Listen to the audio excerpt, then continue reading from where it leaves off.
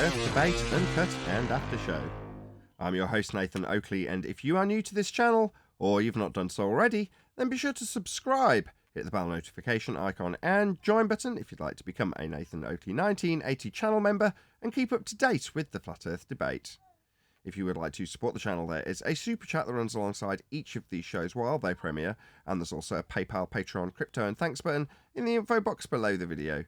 Speaking of Patrons, I'm going to do a quick shout out to all of you who do support me on Patreon. So, a massive shout out of thanks and appreciation to Christophe Fournier, John Travolta, JMels24, Yuyanamento, M, Iron26, Endless, Flat Earth Sage, Goldie McKinnon, Phoenix Rising 86, Retro Bill, More Books, Cannabear, Fibre Oats, Bogey, Michael Kahn, Rob H, John Kays, Patrick Gunnels, Will Brax, Mel B. Styles, Troy Shuker, Hairy Blade, Mobile Mac 777, Neo the One, Rob W, Open Minded, Reese Pound, Del West Watson, Maria Neelands, Unbelievable Productions, Blue Ridge Ranger, The Real Gabster, Abraham Mohammed, Adrian Quintana, Skeptic 936, Life is Short, Texas Mike, and David Wayne Foster. Last but by no means least, Dank. So another massive thank you to all of you for supporting me on Patreon. Now I will hand over to whoever is in Gilded and G+, so you can enjoy their dulcet tones while I set up for today's live show.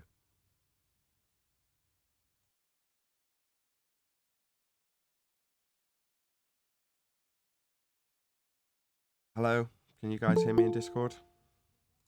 Not Discord. Sounds good, Nathan. Gilded. Thanks for checking in. You know what I mean. Hey, Neil. Same thing. Yeah, same thing. Neil, can you hear me?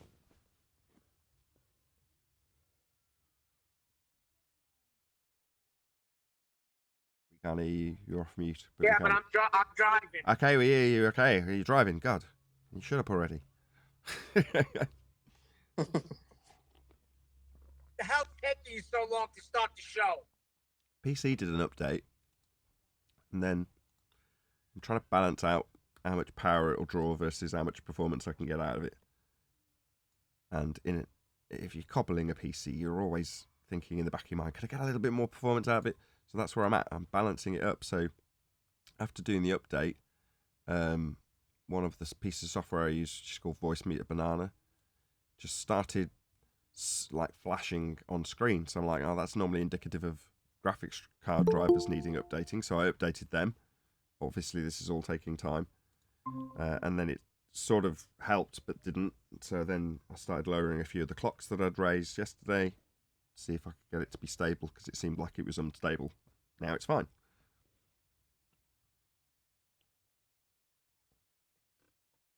So technical stuff. Yeah, last night till whatever it was, less night time tuning of this PC. You know, it's getting less and less as time goes by, as I'm getting closer and closer to being finished. It is taking a long time, but you know, I'm fussy. I want it to be just so. But yesterday I was testing for sort of all core performance or maximum performance when everything's running full tilt, balls to the wall. Whereas today is not like that. It's me running loading a single application. It's just running one thread to get that application running quickly. But then it's just bouncing that around on one thread, and if it's unstable at lower thread counts, it's going to show that instability when you're just loading stuff up. So that's what I'm encountering. So it's just taking up time, and you know, I've been sat at this computer since 1 o'clock. It's now 2:05. So an hour and 5 minutes of updates and tuning later that I wasn't expecting to do, but I kind of was expecting to do it. So you know, just one of those things. So you're like late too. I was an hour late today because of circumstances. So typical. You're also having issues with that? Just PC updates that pushed the computer to, or made the computer unstable after the updates have been done, which is good, because you know, you want to know where the edge. You want to know you found the edge of stability. If you're trying to balance that, well, I have. Right. So that's good. I've sorted it out now. It's all good.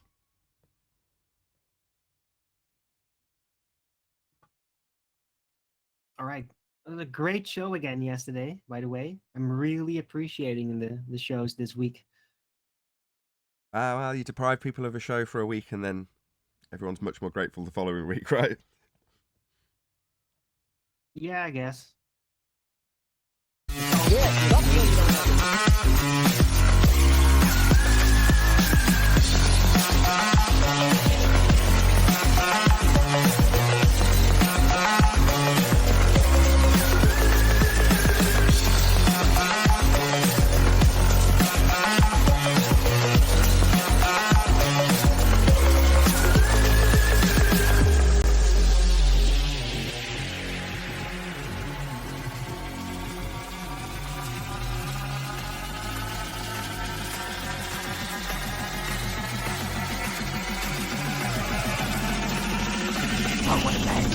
What a lovely day! Welcome to Flat Earth Debate Live. I'm your host Nathan Oakley, and if you are new to this channel, or you've not done so already, then be sure to subscribe, hit the bell notification icon and join button if you'd like to become a Nathan Oakley 1980 channel member and keep up to date with the Flat Earth Debate. If you would like to support the channel, there is a super chat that runs alongside each of these shows while they are live, and there's also a PayPal, Patreon and crypto button in the info box below the video. Most importantly, if you'd like to join the discussion, simply mute the page you are currently watching. Then click the link in the info box below this video to join the panel and express your views on the nature of Earth. If you do join, please don't swear. If you do, you'll be ejected. And if you are, please don't try to rejoin the stream using sock accounts. You'll be warmly welcome back on the next stream. Please also share the show on social media. Sharing the show obviously increases the live audience, but this in turn increases the chances of a more diverse panel, so please share the show on Facebook and Twitter. Now we are joined by Arwin, Refracted Curvature, Neil, and a whole bunch of people in Gilded, formerly Discord. How you all doing? Glad to be Hello. here. Thanks for having us. Hey, good morning. Outstanding. How are you? It's a pleasure. It's a pleasure to be here. On the one hand, we've got a new server and have had for a little while now, actually, but it's unfamiliar to people, so we're not overly crowded where we used to have 30-odd people constantly not saying anything in the Discord server. Now, we've got 3 or 4 people that are keen and actually say hello, which is nice. I'd rather have 2 or 3 people, 3 or 4 people, in the Gilded server that are chit-chatty with us than a whole bunch of people that just want to, I don't know, not become a member and not have to pay for the after show early. In any event, any evidence for physical geometric sphere edge horizon, formerly known as the curve of the Earth, and hello to 10th Man. Good morning. And no evidence of that, or else we would be able to measure Earth as a sphere. Well, it's formally known as Earth curve to us, but to the rest of the world, it's still Earth curve. It's Earth curve Well, I because of, It's not the right Earth curve, though. it's only Earth curve because of indoctrination when you were young. That's correct. So then when we say, show us the measurement, they can't. The measure's flat. Well, I'm being told that there's a bulge between me and the ships at the ocean. Yeah, that's what they That's- formerly called Earth curve, the horizon. The horizon is not Earth curve. There is no hill between you and that boat. Only a limitation to your angle to the boat. Now that differential between the deck and your depression angle is what you have had reified into the curve by the mathematics. That's where you get the curve derivation from. You can increase your distance out as the horizon falls away from you, and that differential is the differential between the horizontal plane that you're standing on and the line of sight at 90 degrees. But there is no Earth curve, there's no hill.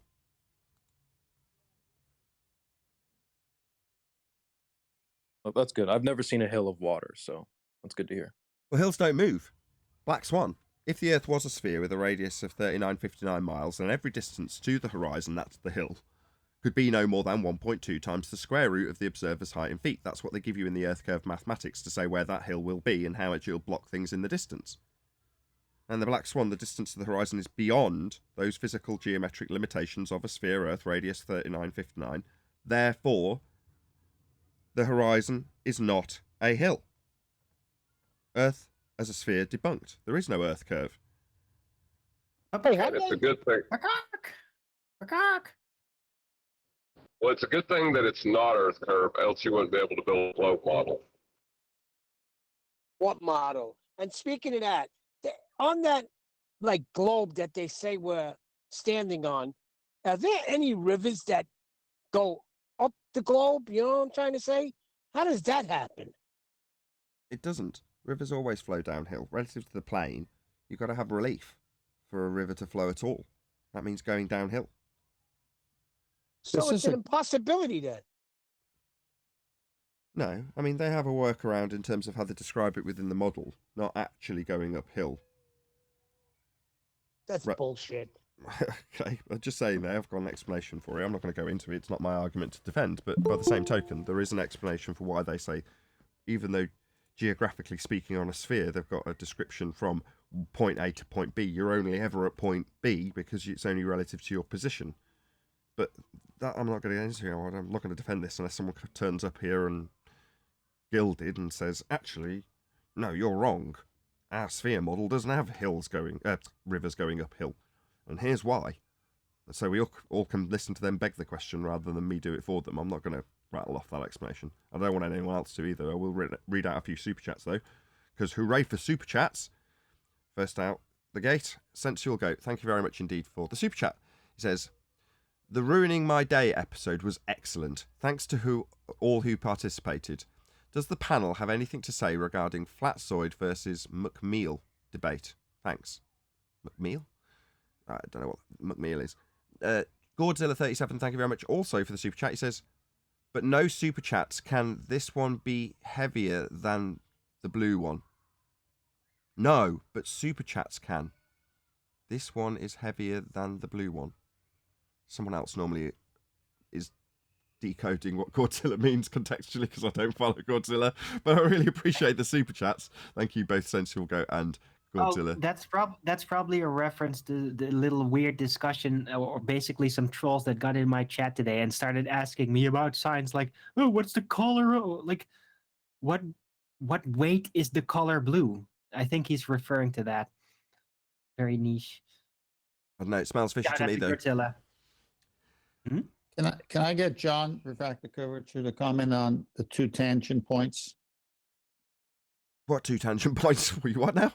Tangent Good points? morning, Well, fellas. Yeah, exactly. What two? Hey, good morning, Chocolate. Yeah, exactly. So the hill in the way, and then of course, you're in celestial navigation. You bring your eyeballs to the surface of the sea where you're at, but then they have a tangent to the horizon, the hill in the way. So how can you have two?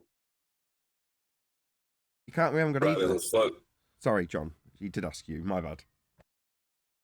I was just going to say they have a claimed tangent point at their feet in the celestial sphere model where they put the dingleberry, and then they have where they cut the top off a sphere and claim the horizon is the tangent point. So, yeah, that's not how straight lines work. Their claim is it's illogical at best. Moving on. Any evidence of axial rotation of the Earth-based variety?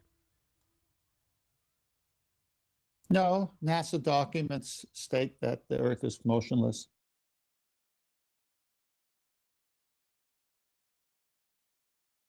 Any evidence of the distance to the sun?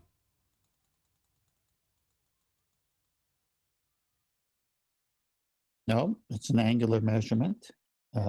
As Brian's logic has said, if you got 45-degree angle to the sun and you got 45-degree angle to a star that they say is further away, which one is it? Is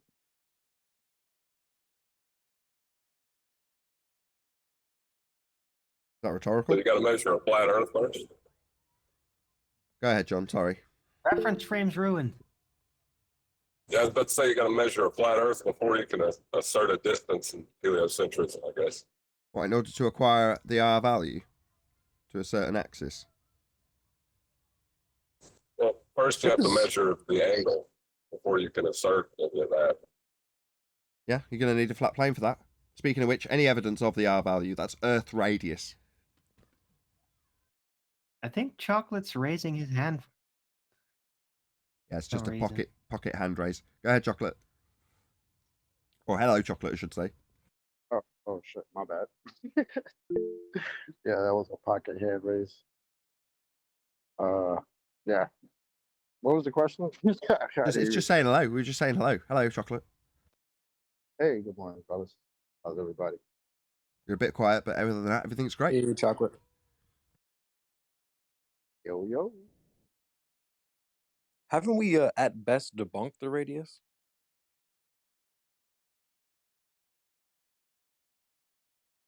At best.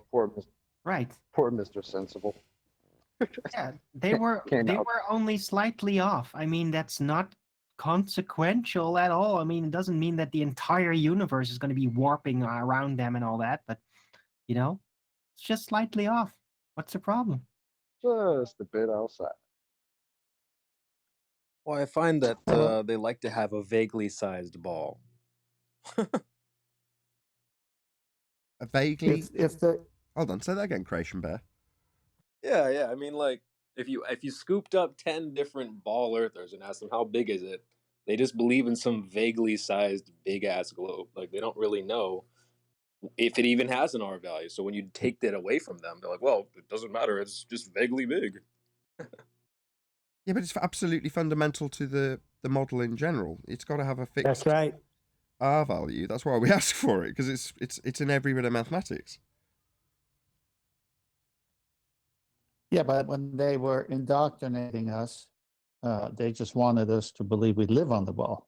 And then when you get hyper specific and ask questions about the radius and the limitations that it would give you, that's where it falls apart. So when you go to a normie or even a baller and say, hey, if your radius is off, everything is off, and they've lied to you. They just start arguing with you or don't understand it. They don't understand the implications of the radius being off. Exactly. Actually, what do I need a if radius? somebody has any type of spatial recognition and that type of intellect where they can even think about it, really, because there's a guy I told the radius was 3959 miles, and he stopped me dead in my tracks. I was like, wait a minute, what? He's like, what do you mean it's 3959 miles? Let me look that up. And he looks it up. He's like, what? Wait. So the radius of the Earth is only like 4,000 miles? That doesn't make any damn sense. That seems really, really small for what we're supposed to be on. Yeah. So I had It him is. reeling with that one. Before I even got to the argument, I was just like, all right, I'll just leave you with that. And I'll come back later with the rest of the argument.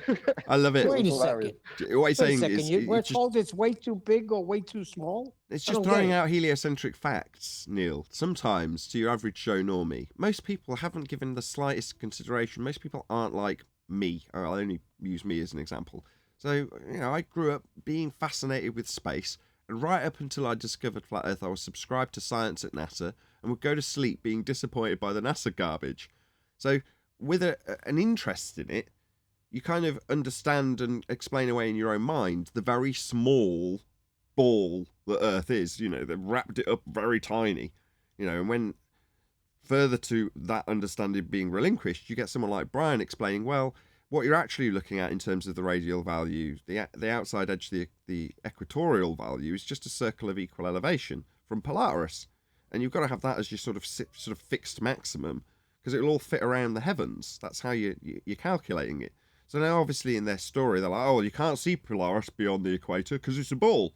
You're like, no, that's the back calculation of how Polaris will drop in your view as you back away from it on a flat plane, measuring angles to it, right? So their ball is very small. Now, back to the point that Chocolate's making, which is that when you point that out to somebody who hasn't really given it much thought, they go, hang on a minute, that's tiny. You go, yeah, it is, isn't it? It's really small. They've wrapped up the known worlds, now I use that terminology quite intentionally, to be underneath and wrapped around this tiny little ball, this tiny little preposterously small sphere. When you point that out to a normie, they go, what? That's tiny. I haven't got to travel very far to be standing sideways then. No, you haven't. No, it's quite ludicrous, isn't it? Yeah. Oh, what I'm saying Exactly. is they tell you that, but then on the other hand, they'll tell you Earth is so big that you would expect to feel movement, things like that. But then on the other hand, it's so tiny. Like, get your story straight. Is it so big or is it so tiny? Nah, Well, there's the story is usually Whatever's it's cooking so big, right? That's usually the excuse for everything. Oh, it's so big that we can't see this and that, and or we can't feel the movement of this or that. But the realization to him of how small it actually is, because the guy was in the military, so he had some experience on the water and traveling, many miles. So when I told him, yeah, it's just 4,000 miles about, and he was his head might as well have exploded. Like it was that. He really thought about it. Like, wait a minute. So then just across the earth is 8,000. That he was like, nah, I can't do it. It was Ah. hilarious. Sometime, Hold on one sec. Just Bill, did you Sometime- want to add something? If not, can you pop yourself on mute? Yeah, I just wanted to ask about physical assumption bias with the sun. If sunlight is physical, like photon, and why would it be a bias to assume that the sunlight is or the sun's light, therefore the sun is physical? Who's making that assumption? I am. You're asking me Right why now. you would assume the sun is physical. Well, I'm asking if the sunlight is physical, Yeah, then would absolutely. so the sun is physical. Hold on. No. It's a reasonable assumption, right? I'm not going to say that's totally no. That's a reasonable assumption to make, but it is an assumption yet to be validated or verified. So, no, I don't know. It isn't physical. If you want it phrased in that way, yeah. Fair enough. But can you prove that it is? Other than by inference based on the physical nature of the light that we do interact with in a physical way. All it seems I can do is say I don't know. Yeah, that's what we No, would but you- say. But hold hold on, on, before there's Arwin, something you can hold do. on, before Arwin tarnishes this. That is the best answer you can give because you don't. Go on, Arwin. What do you mean tarnish? No, this is partially my fault. He literally invoked a word I brought onto the scene. Okay, so there is something you could do to find any kind of confirmation, and that is doing an Icarus test. Get closer, study the angular size, study the heat increase that should be there if it is an object in Euclidean space, radiating heat like an object. It can definitely be tested. It's not impossible to test that about the sun. Okay, Terret 3006 says, could the panel discuss longest rivers? Amazon 6992 kilometers, Nile 6650 kilometers, Yangtze 6300 kilometers, and more. How they observably are on a flat Earth. Thanks. obviously, Yeah, we did. obviously. They've got to have relief. They've got to be flowing downhill in terms of how the world operates. Draw out an elevation profile in Google Earth and look how the world is operating, and then look where the rivers sit on that flat plane. They're all, without exception, going to have relief. That means going down from up to down to be flowing. So they can only work on a flat plane. Now they can only be described to be working with excuses, which I won't give here, in regards to how it's not really flowing uphill, it's only relative to your position. Well, a river isn't only relative to your position, is it? Yeah? So, unfortunately for them and their explanations for how their gravitational fields work relative to you at the top of a ball, that doesn't really help them when it comes to rivers. But rivers are perfectly easily explained when you look at an elevation profile on a map. They flow downhill on a plane. That's what they do. You can measure the Right, relief to but- see how much. That's it. Easy. But they don't like the ballers don't, and myself in the past included, don't really try to figure out the physical mechanics of how that's supposed to sit on a ball and then level changing its angle at every spot, right? They don't really think about it because in the end it's always going to be that flat plane of reality wrapping it around the ball, and it should work. And that's as far as you should go, because actually trying to make the physics work on a ball in a serious simulation is just totally Impossible? pointless. Well, it won't. How are you Yeah. going to use a fourth dimensional geodesic space-time bending to explain why on a spherical surface a river appears to be going uphill by very literal depiction? How can you do that? You can't.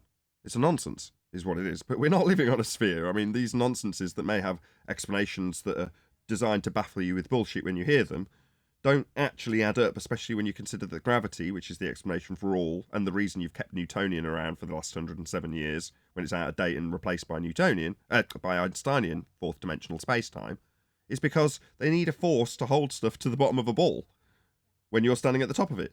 If you've got a force bringing stuff, mass attracting mass to the centre of a presupposed spherical Earth, suddenly the rivers can flow from one position to another, with them all having a downward vector pulling them to the centre. Because then it's all relative to that position at that time, because they're all relative to the centre of an Earth with gravity. There you go, I've had to explain it anyway. But how does that fit in with the bending geodesics in space-time, when gravity is not a force? Well, it doesn't. Yeah, That's the you're answer. making it too complicated now. No, it's not But too I just complicated. want- That's why they've got two contradictory ideas, three-dimensional and fourth-dimensional, non-compliant in terms of their geometry, versions of gravity simultaneously in existence, one taught to kids, so they can wrap their heads around being on a ball, with a force holding them to the bottom of it if they're in Australia, versus you, antipode to them here in England. Well, that's how you get explained to you when you're a kid. But as you go further up the education hierarchy, you realise that it's not actually a force. You might be able to think of it as a force, but actually it's a bending geodesic space-time. Different geometry altogether. Conceptual only. Mathematical only. And bending a time dimension.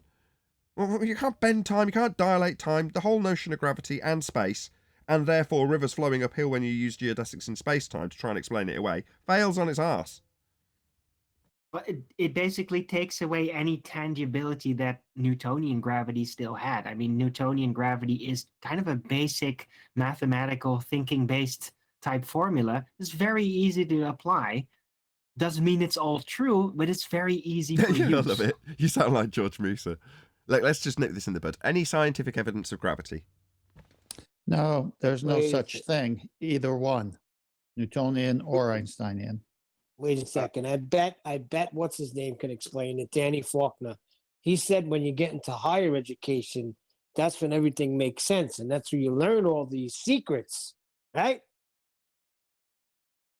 Well, we need Tony a Marshall. medium. We need a medium for gravitational waves and for light to perturbate in. Hey, Neil, that's what the priest said to the parishioners. We'll tell you what the Bible says. Got it. Pretty sure it was the E-cores in my new chip that were causing voice meter to flash. So in some of the forums, they were saying that even if you get a really strong 8P cores, it doesn't necessarily mean the efficiency cores are going to be strong. It varies, you know. So you might have weak E cores and strong P cores and vice versa. So given that I've just tuned the E cores, I'm pretty sure that that's what caused it. So the end all-core speed for my E cores is 3700. So you found that after I said that thing about the priest, it was a good transition to that point? Any single viable hypothesis from any of the fields of astronomy, cosmology, or astrophysics? Well, the high Negative. Yes, priest, your calculus speed. Your calculus speed is only possible because science created computers. the high priest said that the E-cores are moving faster because of space-time. Lower. Efficiency cores. They run at 3700. They can run at 3900. What they come out of the box at, I think, for 1 to 4 cores is 3900, and then it's 3700 for 5 to 8. Well, I've just lowered all of them to 37 because they don't seem to be as strong as my P cores, which are the important cores because they're the ones that do the heavy lifting. But there we go. Are you saying your computer has a core? It's got two chips. One's a big, beefy set of cores, 8 of them, that take up 90% of the chip's surface. And then on a little teeny bit at the bottom, they've got another 8 cores that are small. And the idea is that you run a powerful piece of software, like a game, on the P cores. And then you run your other software, like OBS, like Banana, what else have I got running? My 2 YouTube monitors, the shortcuts tabs, what else have I got? VLC, this thing that you've got with Neil deGrasse Tyson running on G+, Gilded, Skype. All of those things can run on the efficiency cores because that chip is stronger than my old chip, and it's a tiny little after chip, you know, it's the bottom of the pile in that regard. But it runs not quite as fast as my old chip, but can easily run all of that software.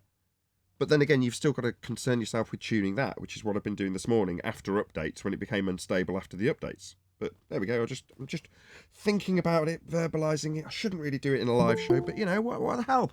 People want to know this Well, stuff. A very small percentage of people, but yeah. It's a good transition to, is there any evidence of molten iron core? Is there any evidence of a self-perpetuating molten iron core at the centre of a presupposed spherical Earth? I wouldn't want to use P waves and S waves. The cores? P cores? Oh, P waves and S waves. Oh, no, they need a flat Earth for that.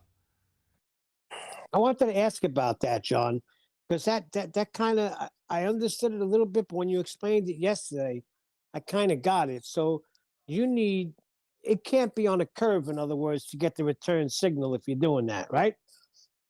You can't measure the angle of the return signal without a flat baseline, right? It's over. Well, Nathan, there's no evidence because apparently there's a new hidden world discovered in Earth's inner core. Says who? What's this referencing? I saw that movie. Live A Science. whole new world? This is from Live Science. And in USA Today, scientists discover Earth's inner core isn't solid or liquid, it's super ionic. I see. How So do they do that? Are they suggesting that there's life in this quote unquote world? Man, there might be more to this than meets the eye. So they're hinting at what we talked about literally yesterday when I was talking about going to the bottom of the ocean and seeing the really heavy, dense saline layer that they couldn't penetrate. Well, this is akin to the same thing. I've seen various different nature programs about extremophiles that live almost in like lava-like liquid at the bottom of the ocean, where there's like literally volcanic stuff spewing out of the bottom of the ocean bed, and there's life in it. So I can kind of vaguely follow along with what you're saying, Creation It's Bear. methane and sulfur-based life, very unique bacterial flora. Sure, but that's the lines that this article sounds like it's hinting along, which is to say that right in the middle of the molten iron core that we're not actually proving by saying this nonsense, we're just assuming it and then describing life akin to the life that you can find in the form of extremophiles. They just ran some different simulations with different P waves and different S waves. And bada bing, bada boom. You need The a Earth flat plate. sonogram. Simulations, so they didn't actually test it. It was, what were their parameters? What did they base that on? Wait a It's minute, probably the Arwin. I old thought they simulation. did test it. I thought they did test it, and the results came back opposite. Hold on, are we talking at cross purposes? Are we talking about the life they're claiming lives in the molten iron core? Because this started off with the world at the centre, and immediately my mind goes to Hollow Earth nonsense. And then you go, okay, well then they're talking about sort of life within the soup of the centre of the world, again, that we're presupposing. Now we're talking about return signals on a flat plane. That would be the angles you get if you measure the P wave and S wave. That's primary and secondary return signals from a flat plane. You need an angle to get those. So it's a flat Earth proof as opposed to a proof that we've got a molten iron core. But those are two separate subjects. So who's going to take the reins here? Let me clarify, Nathan. By new hidden world, I think the first sentence of the article is, the core of the Earth isn't a boring blob of iron after all. So it's not, I don't think they're hinting at life. They're just saying that what you thought was a molten iron core is actually something else. We had a different simulation and we got some other stuff. So I see. So the molten iron core that we put in the housekeeping question, that might get rephrased because the current notion of heliocentric nonsense gets memory hold. In the same way, there's probably been many explanations gone by that I can't reference here and now. Maybe someone can help me out. In regards to the moon, I always reference the current nonsense, which is one of multiple stories I might add that's current, because it's obviously only what we think it might be. We can't look back in time to see how the moon was formed, but most likely it was Thea smashing into it, a glancing blow, leaving us with a bigger molten iron core, and the moon formed from its debris, because bending geodesics in space-time, reverse entropy. That's the story. Nathan, wasn't there an issue with the iron being molten and its attraction, impossibilities, magnetism? We call it self-perpetuating because it's beyond the Curie point, so it wouldn't develop any magnetic fields based on what they say it is in the temperatures that they say and the pressures that they say, it wouldn't be molten. It wouldn't be magnetic, my bad. So no, that's why we say it'd have to be self-perpetuating. It's got to have a sort of dynamo effect where it'd be rotating itself at a rate to generate the magnetic field that is the only way you can induce a magnetic field in something beyond the Curie point.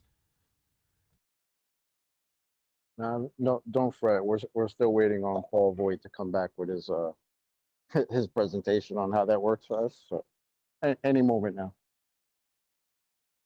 Yeah, in the same way, we're 99% done with the explanation for why we can see the Isle of Man when lying on our stomach, or to be more accurate, when Anthony Riley lay on his stomach at some bees and saw it 34 miles away. Yeah, I'm sure Rumpus is working he's all over that. Wasn't that more of a gut feeling from Anthony? Very one. good. Is that the same time where you were hiding the perfect globe proof? Or was that a different time? No, same time. Same lighthouse.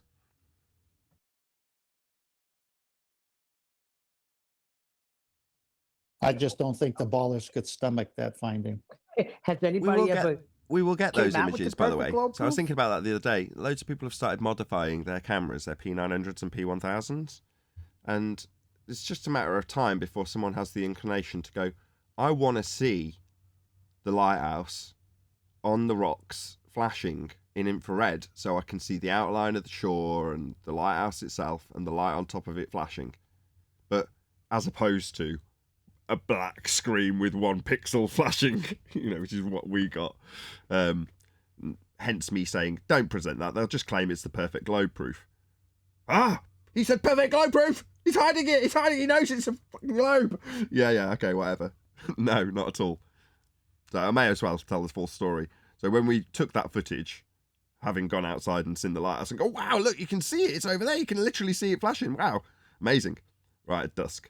You get the camera out, you take the footage, come back in, and then you study it and go, oh, it's just a black screen. The only bit that's recognisable as being what we saw was when we spun the camera around to see where we were standing. Then you could just about make out, because it was dusk, our shadows and bits of the coast that we were physically stood on. But as soon as you spun the camera around to the lighthouse, 31 miles away or whatever it was, 33, 34, I forget the actual distance, but beyond 30 miles, all you get in the camera's view is a flashing pixel. That's it. So when we were then discussing whether or not Anthony, of course, wanted to publish it immediately from where we were, from some bees, via the crappy internet there, and I'm like, no, this is just rubbish. And then I argued, devil's advocate style, for the ball and how they could spin it.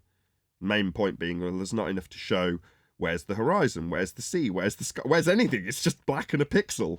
They'll just say it's proof of a globe. That was my argument or angle for dissuading Anthony from publishing it. So then when we got into the wrangle dangle and Anthony wanted to bring it up, he's telling me behind the scenes, I want to show this footage on this debate right now. I've got what I said I was going to get. I think it was I can't remember the name of the guy, but he went by Miles Davis. I don't know, obviously his real name, but that guy was asking Anthony to go and get that specifically, the lighthouse from the beach, or from the car park, I think it was. And that's what we got. And he wanted to present it and show it. And it's like, no. In Skype, in the back office, as we now would call it in Skype, same sort of thing, back office is us talking in Skype. And I said, nah, they'll just claim it's perfect globe proof. And Cat, I can't remember what his name was reading it, because it was on the screen share. Anthony, like a complete idiot, screen shared his own screen with our conversation on Skype, and he just screen capped it, took it and presented it and said, look, Nathan knows there's a perfect globe proof. He's saying this lighthouse is the globe proof. It's like, no, contextually, I argued for the globe at some bees when I'm dissuading somebody from presenting a single flashing pixel as a flat earth proof, in spite of the fact that if you have trust in Anthony when he's publishing this stuff and believe him in terms of what he says that little flashing pixel is, then yeah, it's a great flat earth proof. But alas, it still to this day hasn't been published. Not to my knowledge, Oh, anyway. You know, Nathan, with the names like Miles Davis, he's just blowing his own trumpet. Indeed. The funny it was thing is, technically Miles the Liar Davis. So That's what he got renamed. Yeah. I mean, the real Miles Davis is a pretty badass musician, or was. The That was at a funny time thing when is, they we were still constantly say being it till accused of. this day. That was at a time when we were constantly being accused of cherry picking. People like Miles were going out with 3 cameras and taking really high quality pictures, but not presenting any of them. And you're like, why is this picture we're studying from your handycam, little snapshotter that you held when you had 3 tripods, all set up with really high quality? Where's the footage from them? It's because they were just cherry picking the ones that matched their argument and then presenting them. And they're literally going out for ages to try and find the right kind of image to cherry pick. Now, Anthony, by contrast, was just waiting to see the Isle of Man. And when it came into view, he took pictures of it, as opposed to lining up particular parts with different focal lengths, making sure you get the right one that you need, studying them after the fact. And in spite of presumably getting hundreds of images, one is what the single cherry-picked image would be what we ended up arguing about from their side. And meanwhile, we'd be accused of cherry-picking left, right and centre. Just pure projection. I mean, I can say it easily now, but looking back on it, you don't know that it's pure projection, because obviously you've just got the image and that's it, and that's what you're studying, and you can't lay claims that they've had hundreds but haven't presented them. But then as time goes by and you're literally encountering these people as they're taking the images, you know, in some instances, the people we were up against, we encountered them. Anthony went and bought one of the guys breakfast. It was quite amusing. But anyway, those were the days.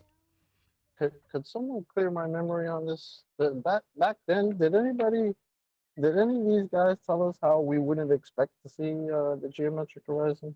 No, that's Didn't why. see it, can't Right. see it. That's why I laugh so much at Rufy. Right, Rufy? Yeah, well, you were there, weren't you? Telling us all about how Earth curve got in the way. Was it refracted? No, my friend. How about that geometric horizon you don't have anymore? The one that was blocking the Isle of Man? Yeah? Yeah, how quickly they forget. Of course, they're not around anymore. Oh, of course, that's my mute button, isn't it? Oh, my bad. It's purely down to the fact that I shut them up when they rumpus the show. Yeah, right, okay. No, it's more the fact that they've relinquished their own claim in Earth curve, the one that they had blocking boats and buildings at the Isle of Man. Is that using the Earth curve calculator where all this takes place below surface level? That's correct. Using the begging the question proof of nothing perspective hijacking Earth curve calculator with the flat Earth surface level marked with a line and the sphere Earth falling away from it as a dingleberry. That's right.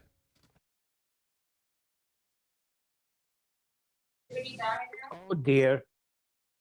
Did anybody, until recently, with obviously us pointing it out from elevation angle arguments linking back to the Earth curve calculator, did anybody ever dream that we'd be pointing out the fact that there is a flat plane in the Earth curve maths it's required, and that actually the Earth curve maths is dingleberry? It's a dingleberry Earth. Yeah, I kind of did. I did imagine that. I just didn't know how we would figure it out yet. But we did. Okay, Captain Hindsight. We also didn't realize at the time that Rumpus eventually in the future would end up telling us that the geometric horizon only exists in the math. Weird how they were going out looking for math in their telescopes and cameras. That's weird. Chocolate. Did you ever imagine Zanuck coming on and saying that, yeah, we first measured the Earth flat? No. Then I should have known when he told us that, you know, the second law of thermodynamics is not entropy. I've got that trimmed out. Yeah. That Zanuck clip, that claim where he's like, yeah, we're going to need a flat plane first. Obviously, we're going to be measuring it flat first. I've got those trimmed out, and they go in as a preamble or whatever they call it. I've forgotten the word they use. Trailer for the premiering streams. So I just stick that in occasionally. Zanuck saying, yeah, we're going to need a flat plane to do this. And then it comes up with the question that John is putting in as a housekeeping question and has been of late. If he's there. Oh, if Earth is a sphere and is navigated as a sphere, why would you need to apply a transformative equation known as the Haber sign to it? Why would you have to turn your measured flat Earth angles into a sphere by way of Haber sign if you're already navigating a sphere? If the Earth's a sphere, you wouldn't have to convert it to a sphere. Well, the same is true from the opposite of what I said Maybe. earlier. If Earth, I'm sorry. Right, Don. All right. Well, the opposite is true as well. If Earth is a sphere, why did NASA documents say that it's motionless and flat. Because it's motionless and flat. Yeah, I mean, it comes from both sides. They have to admit to it. So NASA says everything we do is over a motionless and flat Earth, and all the other space companies, McDonnell Douglas, Mark Marietta, all of them say that. We saw the documents, and now you've got this thing that John is saying. It's like no matter which way you look at it, it's flat. Well, the Habersign formula is actually where the magic happens, isn't it? It is. There's points on an Maybe, arc. maybe that formula just turns it into like a super sphere. You know, it's already a sphere. It just becomes like a more powerful sphere. I don't know. But John's point is, why is it necessary to apply a formula that converts to spherical if you're on a sphere? You wouldn't. Simple as that. Is there any evidence Well, of it the doesn't distance make to any the sun? Oh, go on, whoever that was. No, that was me. I was going to say it doesn't make any sense anyway because you know it's one of those magician's trick. Where is the angle for celestial navigation and the nautical almanac say it originates from? I can give a Baldwin From a answer. flat baseline. From the equatorial plane, right? The disk, the flat disk, cut the Earth in half. It's right there. When they say you bring your eye to the level of the water when you're a navigator with a sextant, they also say it's as if you were at the center of the Earth with your eyeball. It's the same thing. So that's why you got your tangent plane under Dingleberry to match the equatorial plane. So since the angle measurement and all the nautical almanac readings and tables are from a flat plane, so you got your zenith, and then you've got 0, which is the equator. There's your 90. So when they say Habersign formula, we got to somehow put 2 points, the star and the observer, on an arc. So let's just do a little magic with Habersign. And then voila, we're on the arc of the protractor. Speaking of which, any evidence of the distance to the sun?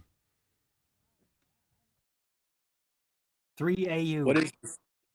What is the sun for 2000, Nathan? I don't know. That would be the correct answer, though. It's a little cloudy, so it's behind.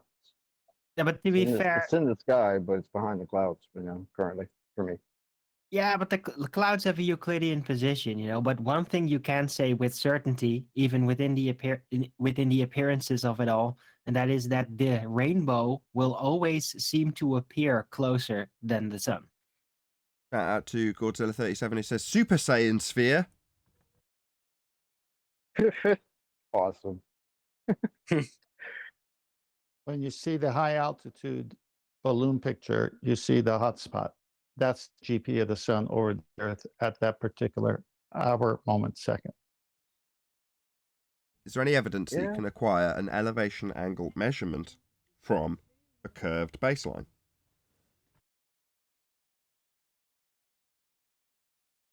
Geodesics. Well, if you can get,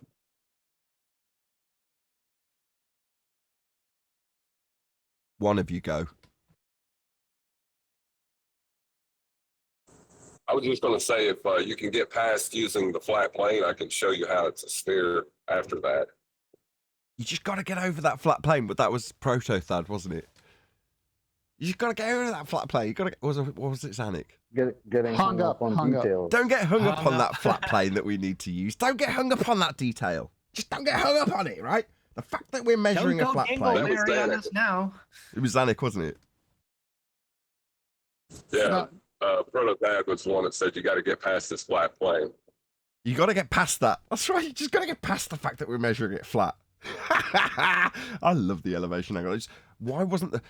It's just a question of timing, isn't it? If that had come 5 years ago, the elevation angle argument, if it had come first, could you imagine pummeling every one of them when there was 10 of them in here at a time? As opposed to the other way around, where they hardly ever make an appearance now.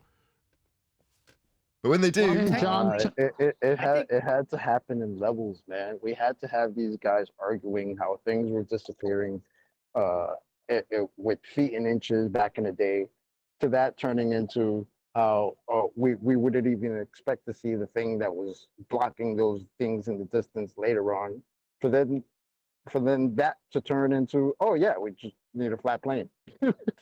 Right. It's the evolution of the arguments that's great about it. I get what you mean, Nathan. Like, we could have just nipped it in the bud real quick and fast, easy peasy. But I think it's funnier the progression that's happened. I think it's Yeah, more, and- it makes it more worth it.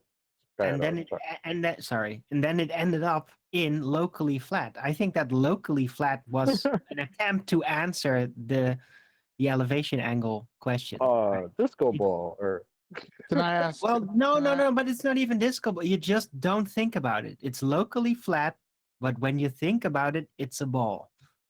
Can I ask John, refractive curvature, was his kitchen locally flat before he turned it into a sphere? Oh yeah, of course it has to be flat. But after it's flat, then you can measure it or change it into a sphere. see, but that's what Exactly. I'm talking about. It's the progression, right? Because back when we first started, they never said it was locally flat. They never left their lips. They never said that. All of a sudden, after a while, when they were realizing they were stuck between a rock and a hard place, all of a sudden, yeah, it's flat, but just right here, just locally. You know, Chocolate, Right. you and Arwen have been here longer than I. The arguments from our side of the camp just get refined, but they don't change the nature of it. The arguments from their side changes when they Right, come it's to like a defend wild it. growth, like a vine constantly crawling, and you have to keep cutting it off, but it'll come back. Do the same thing again. I Just like like that vines. analogy. That's good. It's like a vine. Yeah, because they're like parasitical in their nature, aren't they? They're like creep on things. You cut them back, and they just keep coming back and crawling and growing new ones. And you dig them up by the roots, and then you come back the next year, and there's still another vine. You just can't get rid of the damn things. Does that make us Exactly. the weed killers? Yeah, Nah, don't do that. That'll ruin the ground. yeah, it does. Anyway, any evidence you can have gas pressure without a container?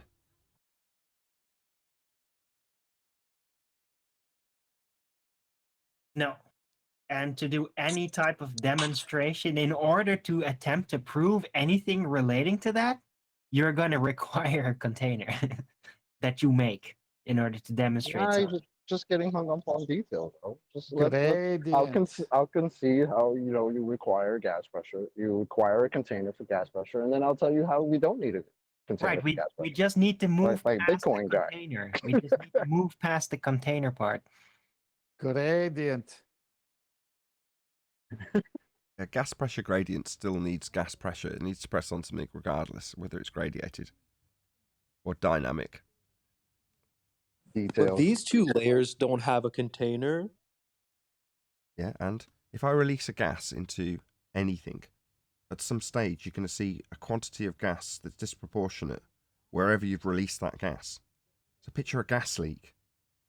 Do you need there to be a container between the gas pumping into your room if one of the pipes bursts?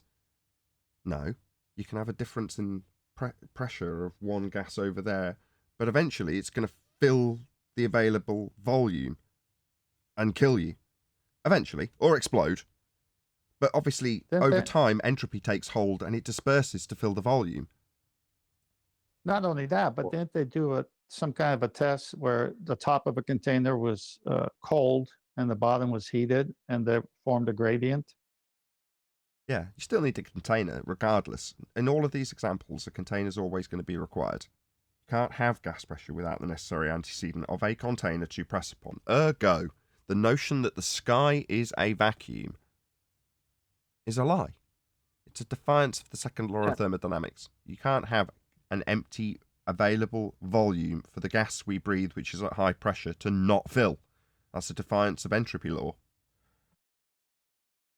But what That's only when you want to do cool stuff like make videos and name it, gas pressure without a container. Then in the video have containers with gas pressure. Don't get too hung up on those details. Was Don't worry that was that Hillbilly Blue Balls where he had that 20-foot pipe and at the top was left open and he said, "See?"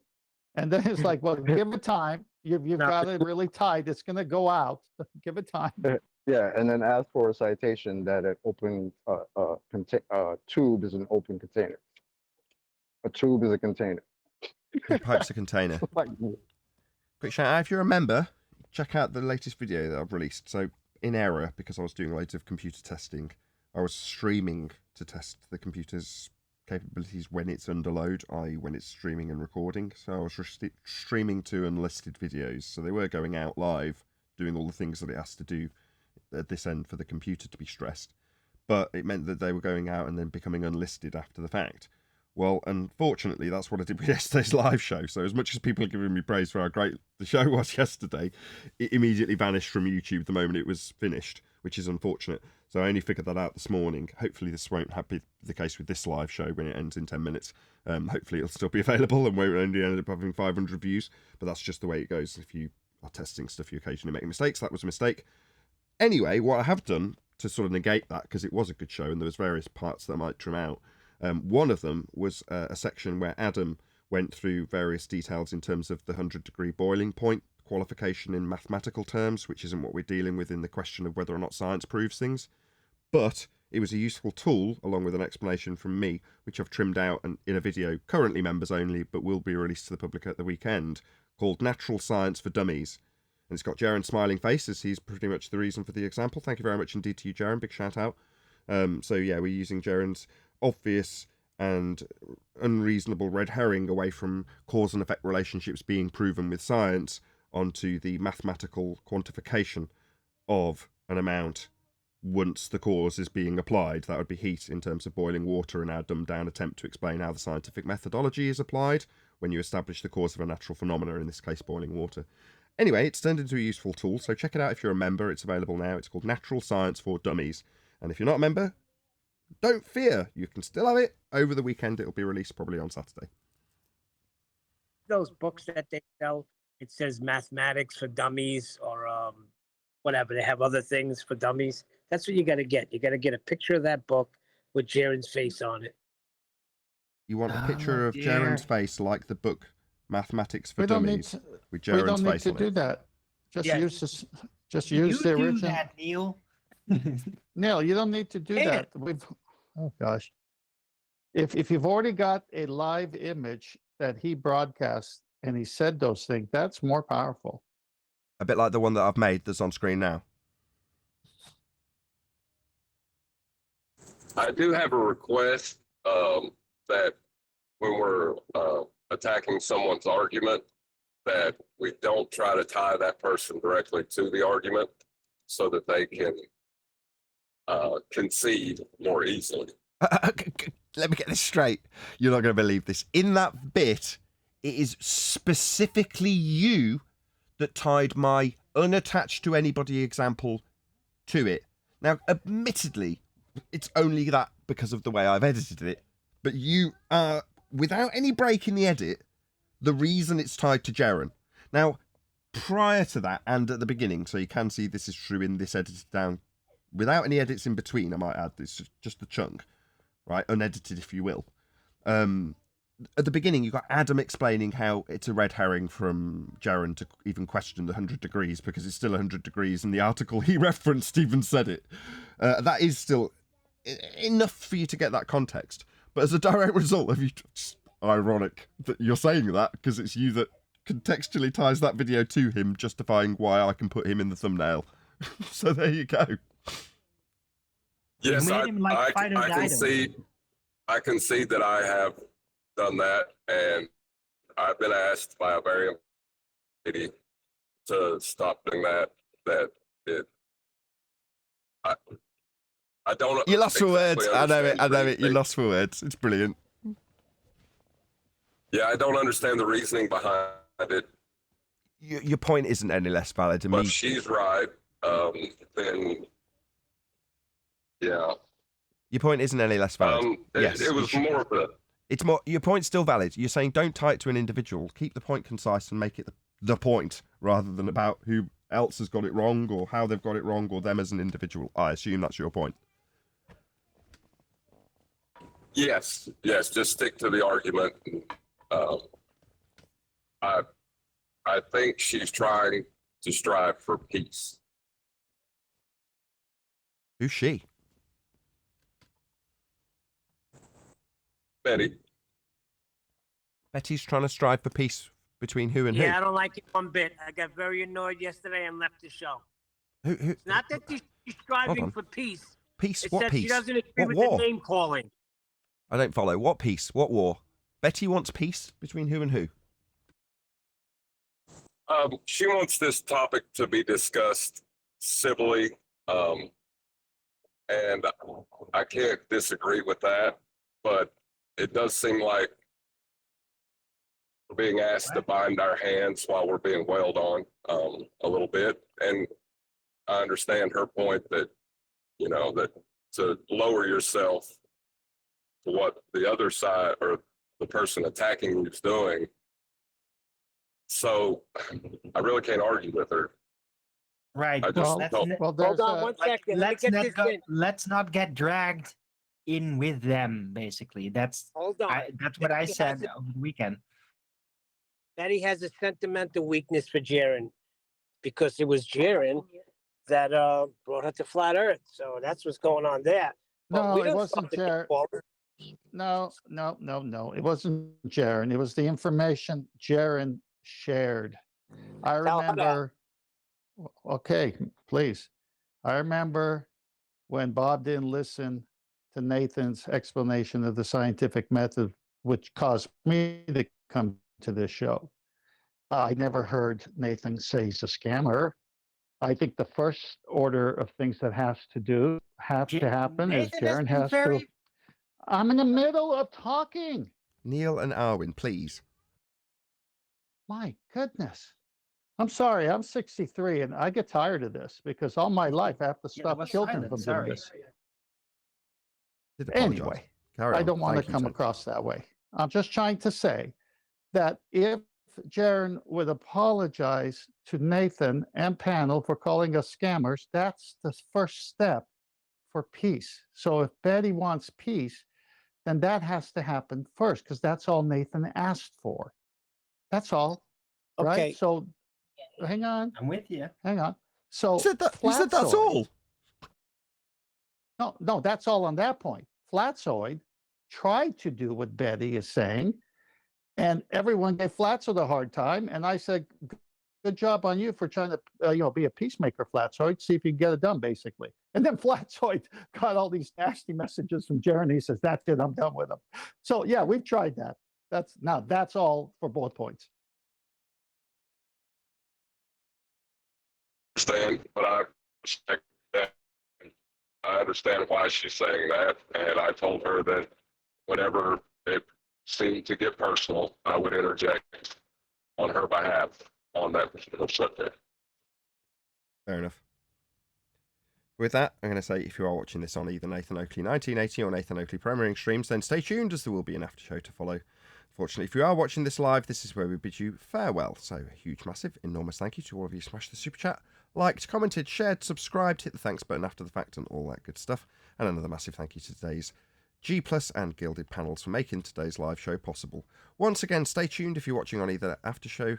I've been Nathan Oakley, and I'll see you all in the next video.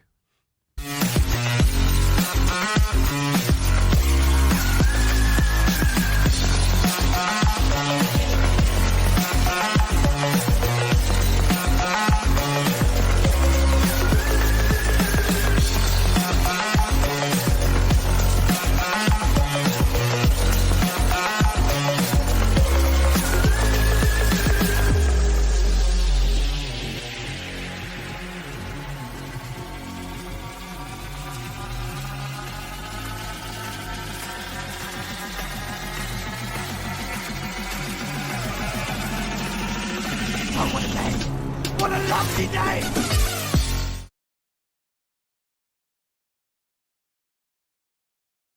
Exactly.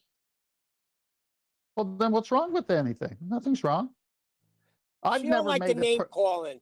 She don't like the I've never- numpty and all of that stuff, but they call names too, Tent. They started calling us scammers, homos, and a bunch of other stuff. Yeah, sorry, Neil. I'm pretty sure that if Betty was here, she'd say, yeah. Do you not consider yourself better than that? Oh, come on. Stop What do you mean, with come that. on? Do you not think she'd say that? Neil, come on. Right. It's hard to argue with Betty. She's tough. I put up the Don't best argue argument I with the could, Dutch and woman. she still made me. From my own Right. personal experience, don't argue with a Dutch woman when they got their mind stuck to something. Because you get half the bill. It's not about that. Look, I've never attacked Jared as a person. I know he's attacked me and said some vile things. People have told me this. But I have not done it to him. I've attacked his argument. Now, if somebody else on the panel has done it the other way, well, you deal with that. Well, I have. So that's one of the reasons. That's why I wanted to speak on it. Because I put up every argument for slinging mud back, and Betty made me feel like I was 2 inches tall. So, yeah.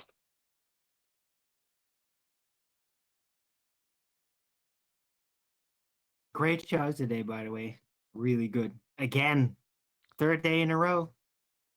Awesome. Chaka, you're still around. I don't think the standards have changed at all, Owen. I always think they're good shows. And actually, I'm lying. Sometimes I don't listen back to them, which tells me that it's just a normal show. Whereas you're right, the last few days I've listened back to them in their entirety. So yeah, you're probably right. And I've edited videos out of them, so I don't know why I'm disagreeing with you. I'm trying to be modest when I shouldn't be. It's just so the focus. It's been great focus, great technicality, and very little social friction. I mean, it's great. I'm loving it. Apart from you talking over 10th Man just now, but yes. No, that's a technical blurb. I don't hold it against anybody. I'm guilty of that. I too. do. I think Owen's a dick.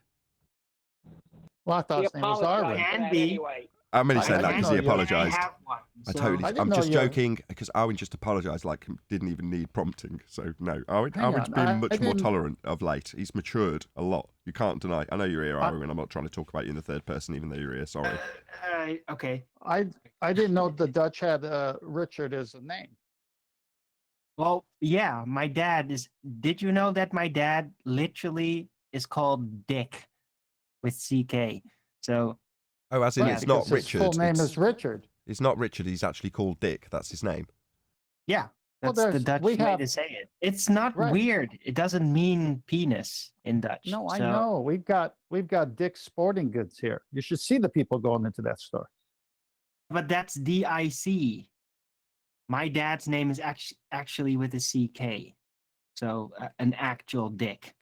Okay, can you just say it? Don't they sound the same? Yeah, they do. Okay, so I'll see you at Dick's. What'd you say?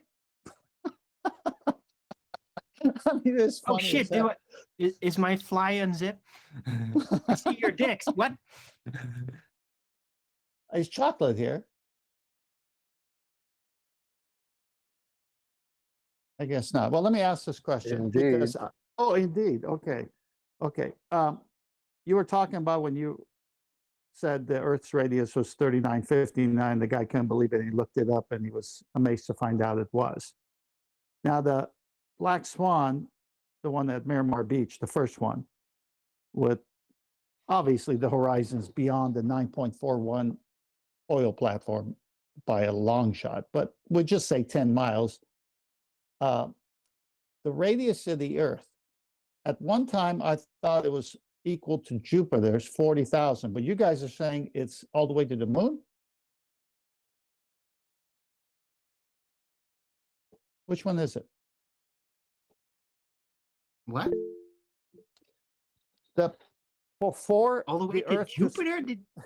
No, listen, for the Earth to be a sphere, and if the horizon is Earth curve, this is all begging the question I'm just trying to say, then the radius of the Earth would obviously violate the 3959, so it's no longer that. It would have to be, and I remember QE doing the math, and Adam doing the math, and Taboo Conspiracy doing the math, and I distinctly remember 40,000 mile radius. But many times where I brought it up, you guys say, no, it's 250,000. But I'm thinking that's the diameter or the whole thing, circumference. Which one is it?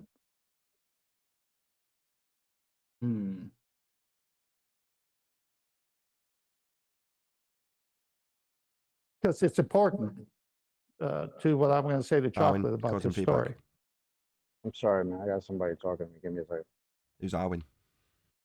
Hello, Oh, no, it's Brian. What? Can I talk for a moment? I'll be on mute. It's 250,000. Beyond the radius is bigger than the distance between the heliocentric, or the moon, or the globe and the heliocentric moon.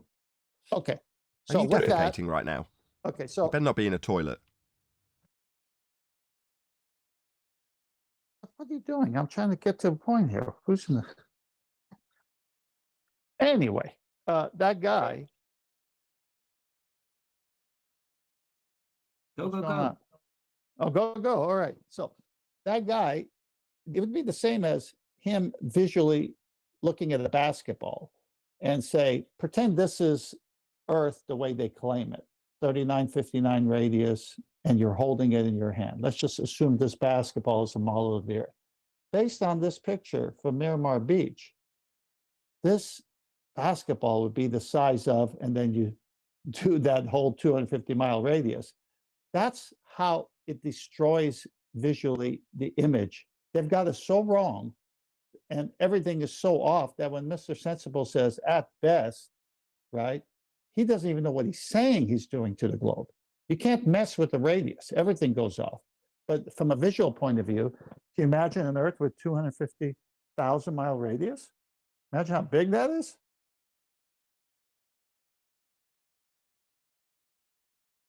When I first heard about how small the Earth actually was, I just didn't believe it, because in my mind I thought, like, well, it has to be like at least tens of thousands of miles altogether, like squared or something, right? It has to be really big, and it wasn't. It's like, what?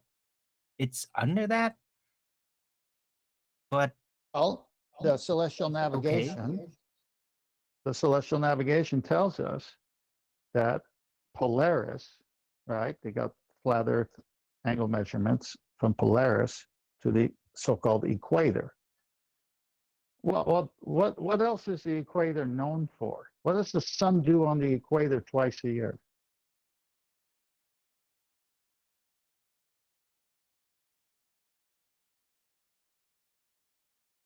well, Just tell us. Don't leave pauses. Oh my gosh, everyone's so slow. Drink coffee, do something. My goodness.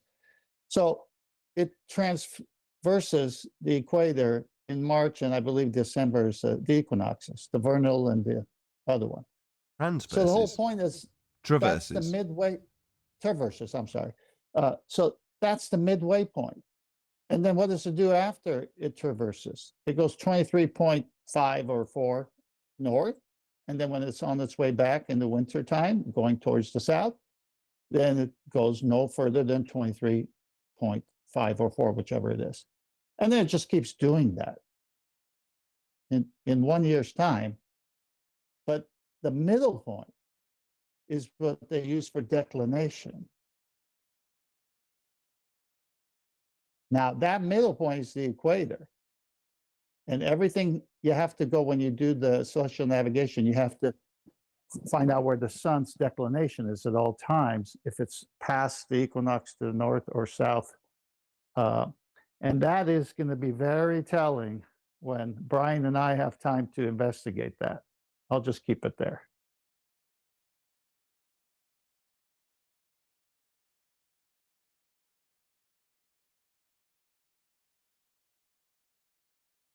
You all right in Discord? I mean, Gilded? Dank? How you doing?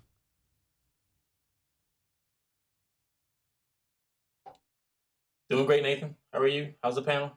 You guys rock. Oh, good. Well, that's good to know. Yo, yo. You there, QE? Hello? Good morning? Are you secretly still recording, Nathan? Do you mean secretly? This is the after show. What?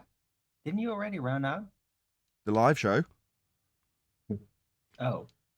Okay. We have a week off, and it's like we're in the show. Twilight Zone. You secretly, members only streamed the after show the other time, yesterday. I didn't secretly do it. I made very explicitly clear that at various points I'd be testing and streaming to members, and then when asked, I specifically disclaimed that it was streaming to maybe 1 or 2 people that were members. That's right.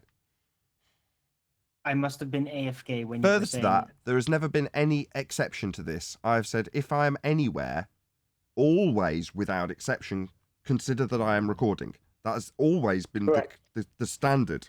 Always. Absolutely. Now, there are occasions, rare, when I've just started and I've connected to a server and I'll go, no, I'm actually not recording now. But I'll more likely point out that I'm not recording. Make sense? Yes, you always got to assume that you're recording. I'm Got not it. going to be in a server or unless I'm doing this. This is what I do. I'm not going to be not recording. Let's put it that way. You're not going to be in here without producing, basically. Exactly. What I do is produce, and therefore, if I'm in here, why would I be in here if I'm not producing? Actually, it's kind of annoying when people ask, are you recording? Really gets annoying after a while. All right, I'll change it. Nathan, are you taping? Taping.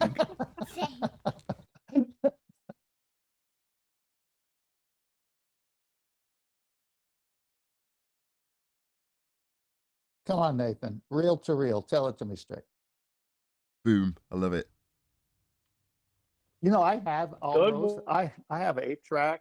The only thing I'm sorry. I have the reel to reel. I have all the vinyl phonographs, record players, all the cassette player, and I had an 8-track. But who really wants to keep those? Have you really got a reel to reel? I do. Yeah, Which it's one? a 1960 Magnavox. It's 1960. Let's see, when did my dad buy it? I think 1968 or 67. He bought it, and I even have the console. So on the left side, you slide the top open, it's the reel to reel, and you slide the right side top open, is the phonograph. And then it's a beautiful wooden console, and it's got speakers on either side. And I'm working to refurbish the whole thing, but it works. Wow. Very cool. Yeah. I'm having a look at one online now. Has it got a wood case around it? Yeah. It's got the cloth in front of the speakers on the left and right side for speakers, and sliding top, flat. Cool. Oh, I've got it. Yes, I see it. Put it up. Stick it up there. Let me see if it's the same one. Astro Sonic Solid State Console, Magnavox. Put in Master D. I'll go look at it. Okay, I'll have a look. Well, let me grab the picture. Oh, it's someone selling it on Facebook. I don't want to put their ad up. I'll send it after the fact if I can figure it out on my iPad. But yeah, I can see what it is. Very nice. We don't have to dwell on it too much. But Yeah, no problem. Reel to reel's cool. Vinyl's cool. Yeah. Cool. I get it out of storage. Not good in Sorry. terms of sound quality, but cool. Yeah, when I get it out of storage, I'll take a picture of it to show you. Very nice. He loves me some Well, I gotta hi-fi. go. I got invited to a golf tournament, so I got a jam. It was a good show, guys. Golf later. tournament. Yeah. All right, Later. bye-bye. We will talk hi-fi again. I mean flat Earth. Could I go to space time for a moment? A space time. How Well, much do you want me to can bend you that go there? geodesic for you? You just need the heart music real quick. No, hold on. It's a philosophical question. Can you go there, John? Is that possible? Or do you mean verbally? I think he just wants to talk for a second. Well, yeah, I was gonna say in the gas pressure without a container, the idea that there's already a medium in place for the gas to diffuse into. I kind of know where you're going. Carry on. What? Yeah, carry on. like so there's this background medium that for gas to diffuse into and for light to propagate as a wave and gravity to propagate as a wave. Why would that be wrong? They're kind of, well, it depends, in a kind of fourth dimensional or a kind of non-manifest way. Which one? Isn't that the same thing? Yeah, kind of. Just words. I mean, who cares? There's only words and their meanings and stuff. Well, is the fourth dimension manifest? No. So non-manifests in the fourth dimension are similar. Yes. Yeah, but just because it's conceptual doesn't mean that it's non-manifest. That's already a suggestion that there's actual tangible. No worries. Okay, no things to worries. it. Show me. Well, we can already rule out the non-manifest background medium of ether because it's non-manifest in its own self-description. So show me time bending, or show me time. Well, wouldn't space-time have the same trouble? Show me If it's space-time. a fourth dimensional medium, it wouldn't be manifest to show you. Correct. Arwin's saying no. Just because it's conceptual doesn't mean it's not manifest, or doesn't mean it's non-manifest. Well, I'm saying, okay, well then you need to show me time and show me all the things that they say it can do, like dilate and bend in a fourth dimensional geometry. You can't, so it isn't. So can we move on, Arwin?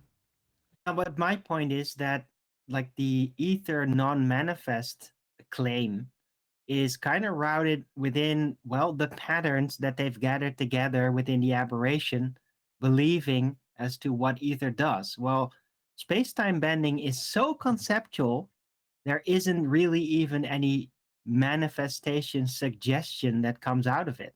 It's just every time, all they do is just describe what it's supposed to be. There's no description of any connection with physical reality. And that's why I don't think it's non-manifest. It's below that. It's just pure fantasy. No connection. Don't forget the blanket, though. Hold on. No, the space-time is claimed to have effects in physical reality, just like ether. Yeah, but those claims are never even elaborated upon. I mean, how? How does space-time have an effect on... Balls on a It sheet. gives an apparent downward bias. Balls on a sheet, guys. Okay, so how does it do that then? By the inertial vector of Earth as it rises to an asymptotically flat space-time. I honestly don't understand what you just said. Balls on a sheet. The inertial vector, that's the direction that Earth's traveling, and that it's rising up instead of things falling down. The Earth's rising up to an asymptotically flat space-time. But how does that relate to reality? Well, that's what gives you the appearance of things falling down. It's actually the Earth rising up.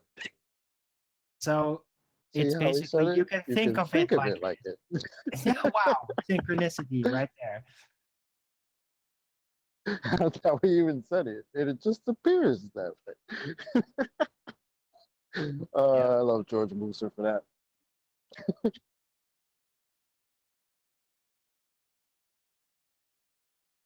It's a very poor connection. I mean, the gravity aberration with Newtonian mechanics, it kind of worked much more elaborately than we dare to think. Oh, well, most of you probably know. But Einstein gravity is completely mathematical and hopeless. I mean, you just gotta change where you place the ball, Owen. My point is that he made it as a dead end. It was this screeching halt. Einstein gravity only took away. It didn't actually provide anything. All right. First it was balls in a shed, and then they took away the shed and just put balls on a sheet. And there you go. But But that's only a descriptive demonstration that doesn't actually tell you what it is. Exactly. How do they know what that's doing? How do they know that's working like that? It's a joke. Well, What do you mean? They could see it. Same way you could see like 130 million They miles, could- Wait. light You years said they away. could see it? Yeah, just like the Who way could we see see in it? the past, bro. It's They just could- a mathematical description. It doesn't actually explain anything. That's the problem. Balls on a sheet is mathematical. No, it's a description of what they think gravity is, but No, it Owen, it's a doesn't explain deception. anything. It's a deception. They show that to kids like it's reality. It's a deception. It's a description. It's a metaphorical description, and it doesn't actually tell you what it is. It's just telling you this is what it does. Look, look at the sheet, at the shape of it. That's how strong this gravity is. But then it just doesn't actually explain what it is. It's just It's a beautiful scattergunning reification, into isn't more detail without revelation. Well, that's the thing about the non-manifest medium. That is a mathematical construct. Either way you go, whether you're talking about an Ethereum. Well, I don't want to make a distinction between the two because I've not found a distinction. But when you're talking about a non-manifest medium, it is purely mathematical. How'd you like my rhyme yesterday about that non-manifest, John? That's pretty good. But you're going to put that to music. Yeah. To get it going. I still only got one verse though.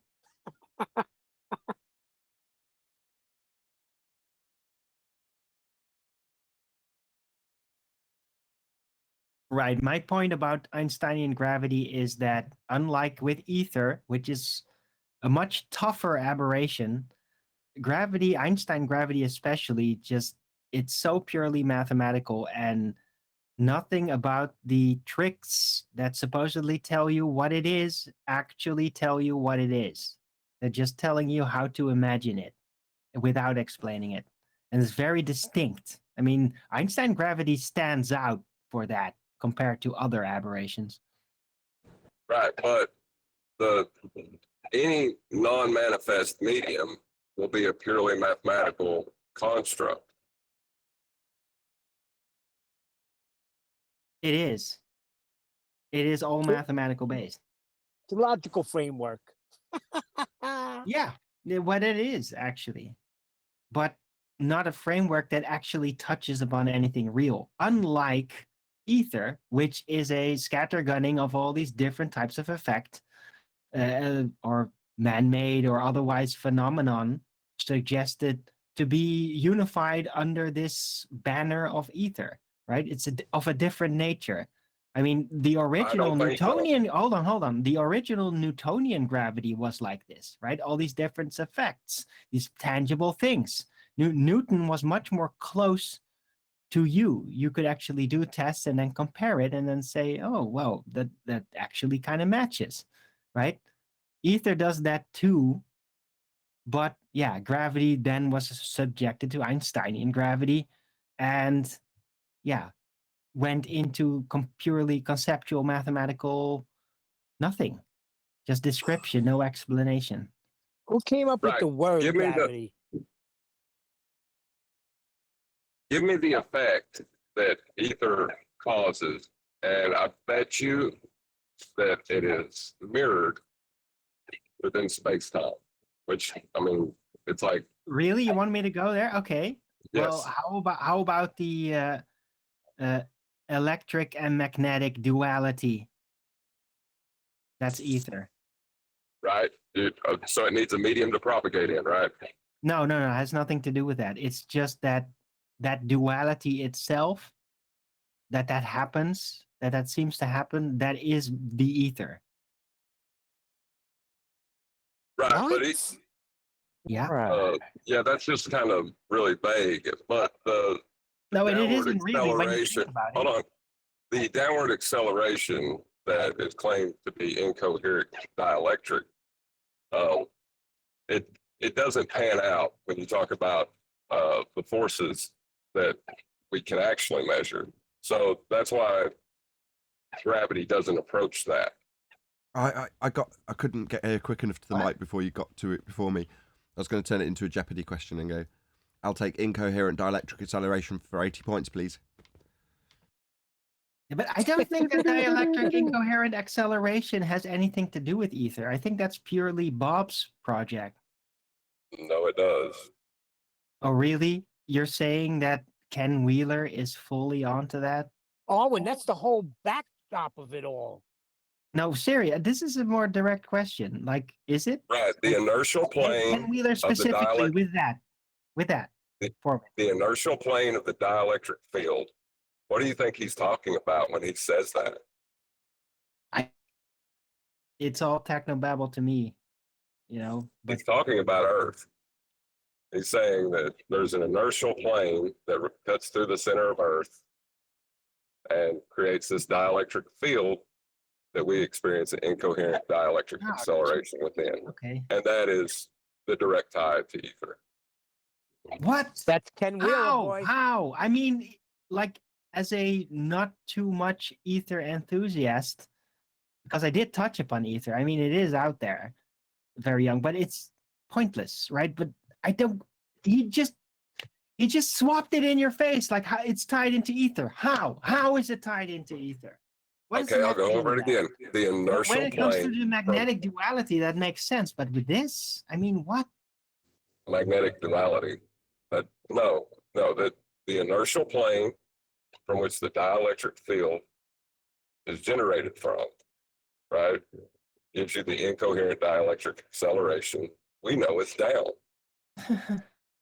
Exactly. What dielectric plane? Where is it then? The dielectric is the ether. It's the No. non-manifest medium. Yes. Stop That's what it. they're saying, Owen. I hate it. I'm not going to do that again. Yeah. Damn Because it. ether and space-time are the exact same thing. These Yeah, they're guys have cousins. these guys have dug in so deep into this aberration, and it's just like a crazy mole written. It's not an aberration. It's just horse shit. What inertial plane from a glober? Did Ken Wheeler say it's an inertial plane? I was thinking the same thing. Like, well, why does I was it eating work breakfast. like that? Yeah, I was eating breakfast. I couldn't get in. So divine inertial.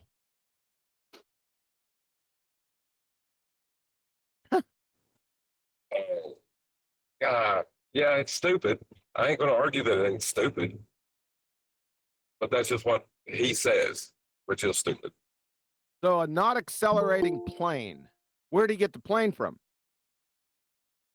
Cut the earth in half. As a glober. He didn't cut the earth in half. Well, no, that's what he does in the model that I've seen him trying to explain it on, and then he creates a toroidal field around where he cuts the earth in half. Like, no kidding. Toroidal field. Really? Citation, please. Or is Ken it- Wheeler, that Or is is it going to be stupid. from him? Yeah, it would be from him. I mean, I can't. These things he's saying are nonsensical. I'm just repeating them, which is bad enough. It's just technobabble descriptive stuff that's really interesting, but not cohesive. Descriptive of what? I don't find it interesting at all. Ways of thinking about things, mechanical No, thinking, you can't but without describe- cohesion. No, it's not descriptions about the way you think of things. That's fucking horseshit too. That's No not swearing, what I please. said. Say again? No swearing, please. Oh, okay. Sorry about that. Shit. I'm just saying that he's pulling you on a rabbit trail and then drops interesting ways of thinking that are typically based on where people are at with their minds, how they think about things. I mean, he What has a the knack hell? for this. He's a wizard. He has a knack for Ooh, this. piece of candy. He's a Ooh, piece of technobabble candy. wizard. He's a mesmerer. He's good at it. Ooh, piece of candy. But I mean, serious, right? That's Ken Wheeler is a technobabbling mesmerizer wizard. He's really good at that. This is the problem Really when good Arwen at it. doesn't, when Arwen doesn't Yes. understand jokes. He just keeps talking. Ooh, piece of candy. Who Go are you back to the talking about? inertial plane. Sorry, who are you talking about? He doesn't know. We're talking Arwen. about Ken Wheeler. What? I thought you were talking about Tyson. You think Ken Wheeler's a Tyson? really good wizard? No. No, he is. He is a mesmerizing technobabbler, and he's really good at that specifically. Other than that, he's a kind of trash. Sorry, he might know a lot But about he's cameras. good at this thing. Sorry, he knows a lot What about cameras. about James Woods? That's about it. Sorry, no. What? If you want to know what a good wizard is, hold What on. the fuck's going on here? Okay, well, what have you studied? James I'm Woods? going to justify why I'm challenging you. Have you studied magic? I have. I'm not talking about like stagecraft magicians. That's exactly what we're talking about. Au contraire. No, but that's not what I'm talking about. Well, that I'm is what we are. talking No, about thinking okay, well, pattern. No. well then that's don't not the say same he's a good class. mesmerizer. You don't know who Mesmer is then. That's not fair. Who's Mesmer? That's Who's not Mesmer? fair. I mean, I'm talking on another level, and yes, I know a lot of it is inspired on actual stagecraft magicians. Way but to I'm completely talking about contradict yourself. something else. Okay. I'm Look, talking about a more modernized version that has lent a lot of inspiration on these types of things. I Fine. know. please just accept that Ken Wheeler is not a good magician, right? In the regards that you are contextually trying to portray No, him but as. he's not a good Just stagecraft please, magician. please. Now, if That's you not want to what see a I'm good saying. magician, I don't even mind admitting it because he's a heliocentrist. Tyson is an exceptional wizard. He's a good Agreed. wizard.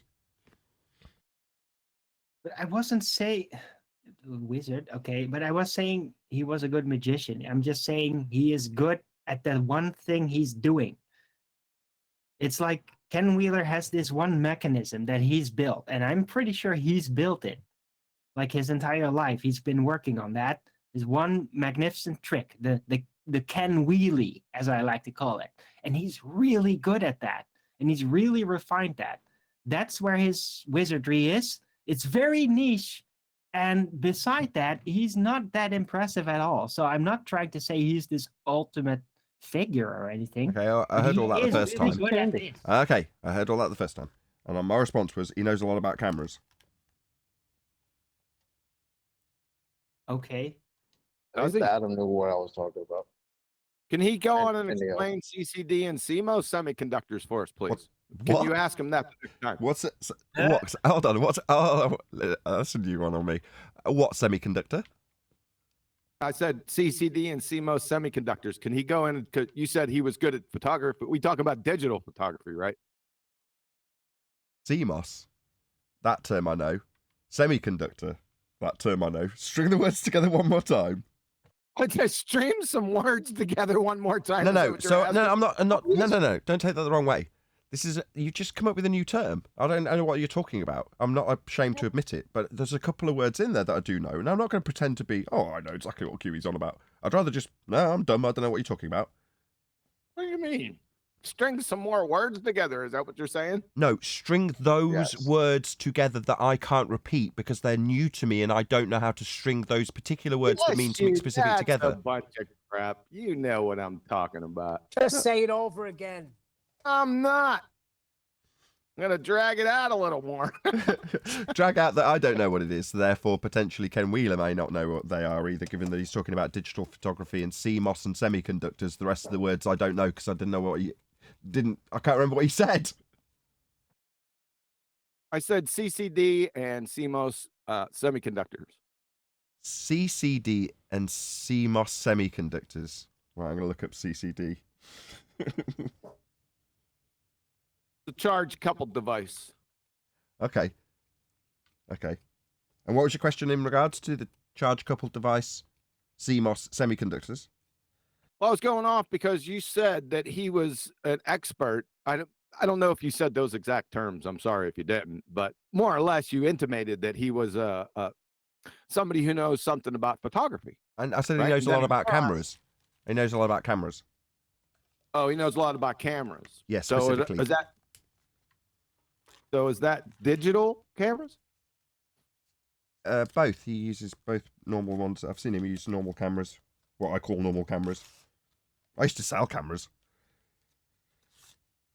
Well, that's an important point. What else did you used to do? Shut up. So does he go over the types of like the mechanism of the camera? Is that what he? I don't know. I don't watch the knuckle dragger, so I'm just asking. In terms of he knows how the features work and operate and how they can produce good images. and the types of images that each particular type and style of camera will produce, and the types of lenses that you can induce certain visual effects with, like bokeh and various other things. Oh, so he doesn't get into how the photos produced. In a manner of speaking, where Arwin was saying, I don't think he's got much to offer, I assume he's talking in regards to when he then segues into non-camera related descriptions of light and indeed magnetism. The magnetism of what? Of magnets. I was thinking No, that. it's the dual nature. It's Hold about on, the dual hold on. nature. Why is everyone of- laughing?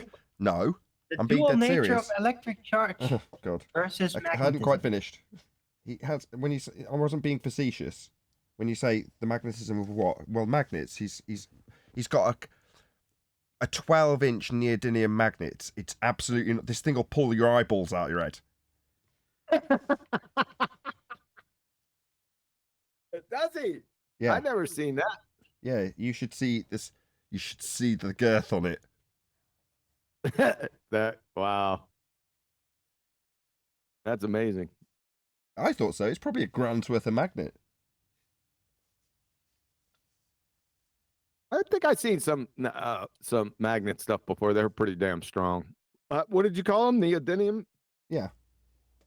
Yeah, that's the stuff. But they use them in terminal blocks on car audio. So rather than having your speaker wire just attach, you can just have the connections through a couple of neodymium little magnets that may be the size of a dollar. For us, a pound coin. But I don't know, whatever you'd have as an equivalent to a fairly chunky coin. Anyway, that's how big they are. And you have to ghost them to rip them off as connections, to whatever they're connecting to, the bit of metal on the other end of the connection. But, you have to put some physical effort into it. Now imagine that with a magnet the size of a cake. That's a big Twinkie. Yeah, well, I'm just saying, you've got, as much as we laugh at Ken Wheeler, there's certain things that he does that when I've seen him do them, I've gone, whoa, I would not tangle with that. Especially in here, with all the electronics and stuff. I'd be like, get it away, get it away.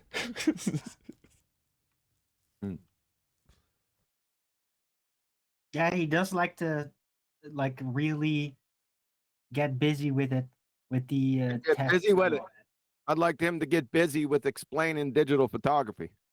That's what I want him to get busy with. I mean, the actual mechanisms. I can do that. Light goes into hole. Magic happens on a sensor. Magic happens in computer chips, and then it puts it on an LCD screen. What more do you need to know? Are you using magic at Looser? What was that word again? Looser? Looser? Looser? Yeah, Looser. Sure. Just magic, okay? I could get into the You photoelectric effect, but I won't. I'll spare you. So you're using the terms loosely. How about, is that better? Loosely, okay. I'm using the term magic sure. when I should be detailing the photoelectric effect, which I am totally inadequate to do so. Explaining the Insufficient? photoelectric effect. You mean Heinrich Hertz's photoelectric effect? Is that the one you're talking about? I thought it was Einstein. Nah, Heinrich Hertz was the discoverer of the photoelectric effect. In fact, in some circles, it's called the Hertz photoelectric effect. Einstein stole it. Einstein stole it. I was going to say, why have I got that notion? In my very, very limited knowledge of this stuff, why have I got the idea that Einstein's got anything to do with it then? I didn't say he didn't have anything to do with it. Einstein got the Nobel Prize for the photoelectric effect. I was going to say, I didn't want to sound stupid and say, didn't he get the Nobel Prize for it? I was going to say, if I say that and he hasn't, I'll sound like a right dick. Yeah, he did, but he stole it more or less. If you research this, Heinrich Hertz was the discoverer. In fact, in respect for him, they measured the threshold frequency in what? You tell me. I don't know. Hertz. Hertz, maybe? Yep. Frequency of hang on a second. Frequency of what? Threshold frequency. It's the amount of energy it takes to strip an electron or kick an electron off a metal. Okay, and when you say, I don't follow. I know what hertz are. I know it is a frequency, but where do those two things combine? Maybe I'm just being very stupid here. Nah, you're not very stupid. What's your question? You've got a frequency of something measured in hertz. That's where you say the namesake has come from, right? Yeah, threshold frequency. Then you Correct. talked about the measurement in this particular application was the metal. What was it again that you said it was? I didn't say particularly the metal specifically, just the metal. Okay, but what did you say about it specifically? Each metal has a different threshold frequency. What? Okay, that's the bit. Or Each metal has a electrons. different threshold frequency. Okay, so like oscillation or something. All substances have their own specific threshold frequency. Sorry about that. I dropped something. And by frequency, you mean like a vibration or something that you'd measure in hertz? You know, that's a wavelength, right? You know what frequency means in quantum mechanics, right? Maybe I don't. No, I'm going to say no. Yes, you do. I'm not fucking going to explain it. Well, I'm going to say no anyway.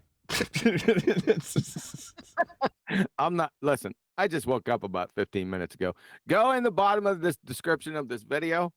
And if you guys see quantum mechanics and the quantum eraser explained, go in that video right around the 20-minute mark. It explains where we get frequency from. I know. Or how they get frequency from Diffraction, light, grading. photons. There's only so far I can push that I don't really understand, and I want you to explain it to me like I don't understand. Now, Huey's not playing ball because there's a good chance I've done this with him more than 10 times previous to get out of him. Because he's much better than me. But it's obviously not going to fly this time.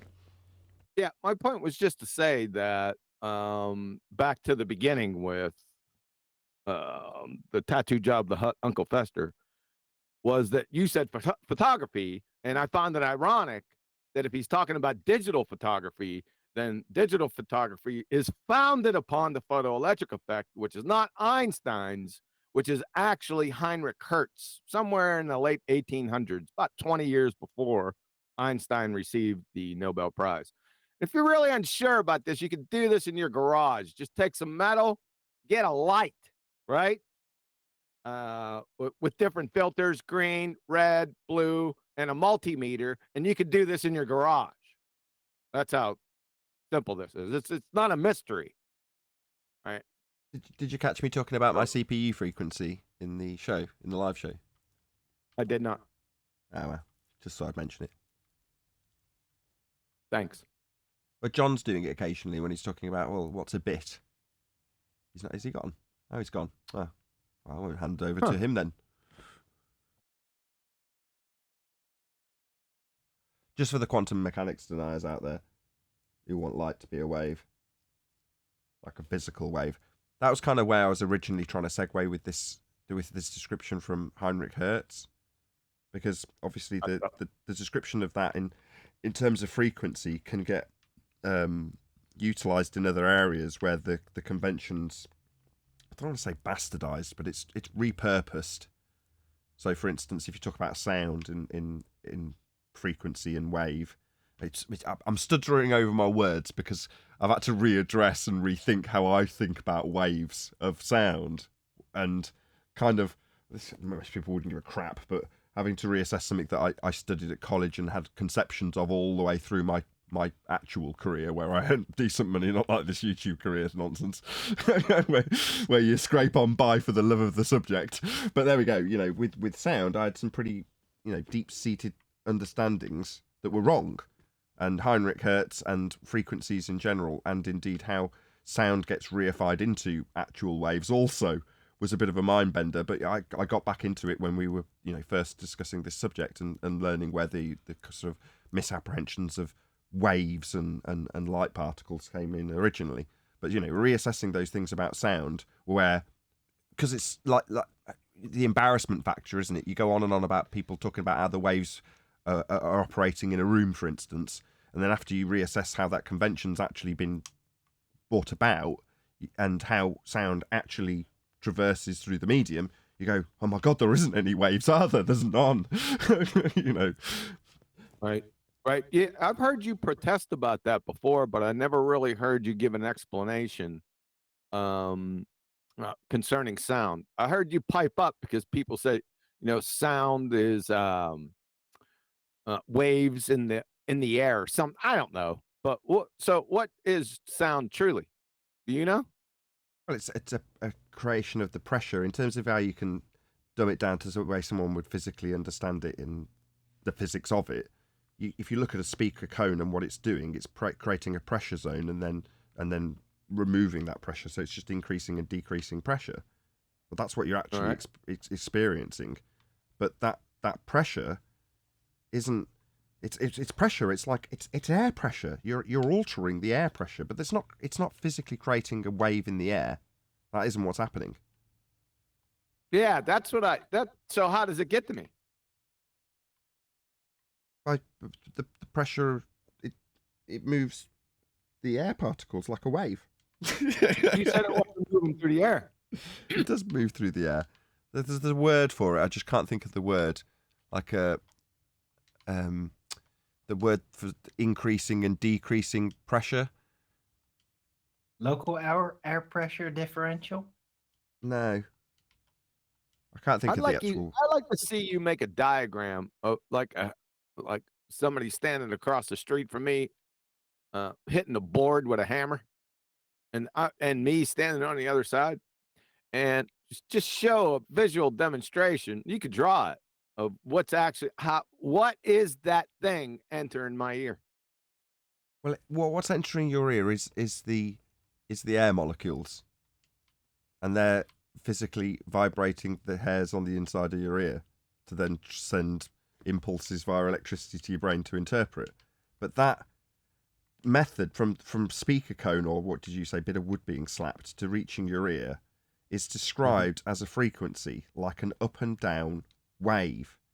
But what you're actually having happen is an increase and then a decrease of pressure that travels by yeah. I didn't know that.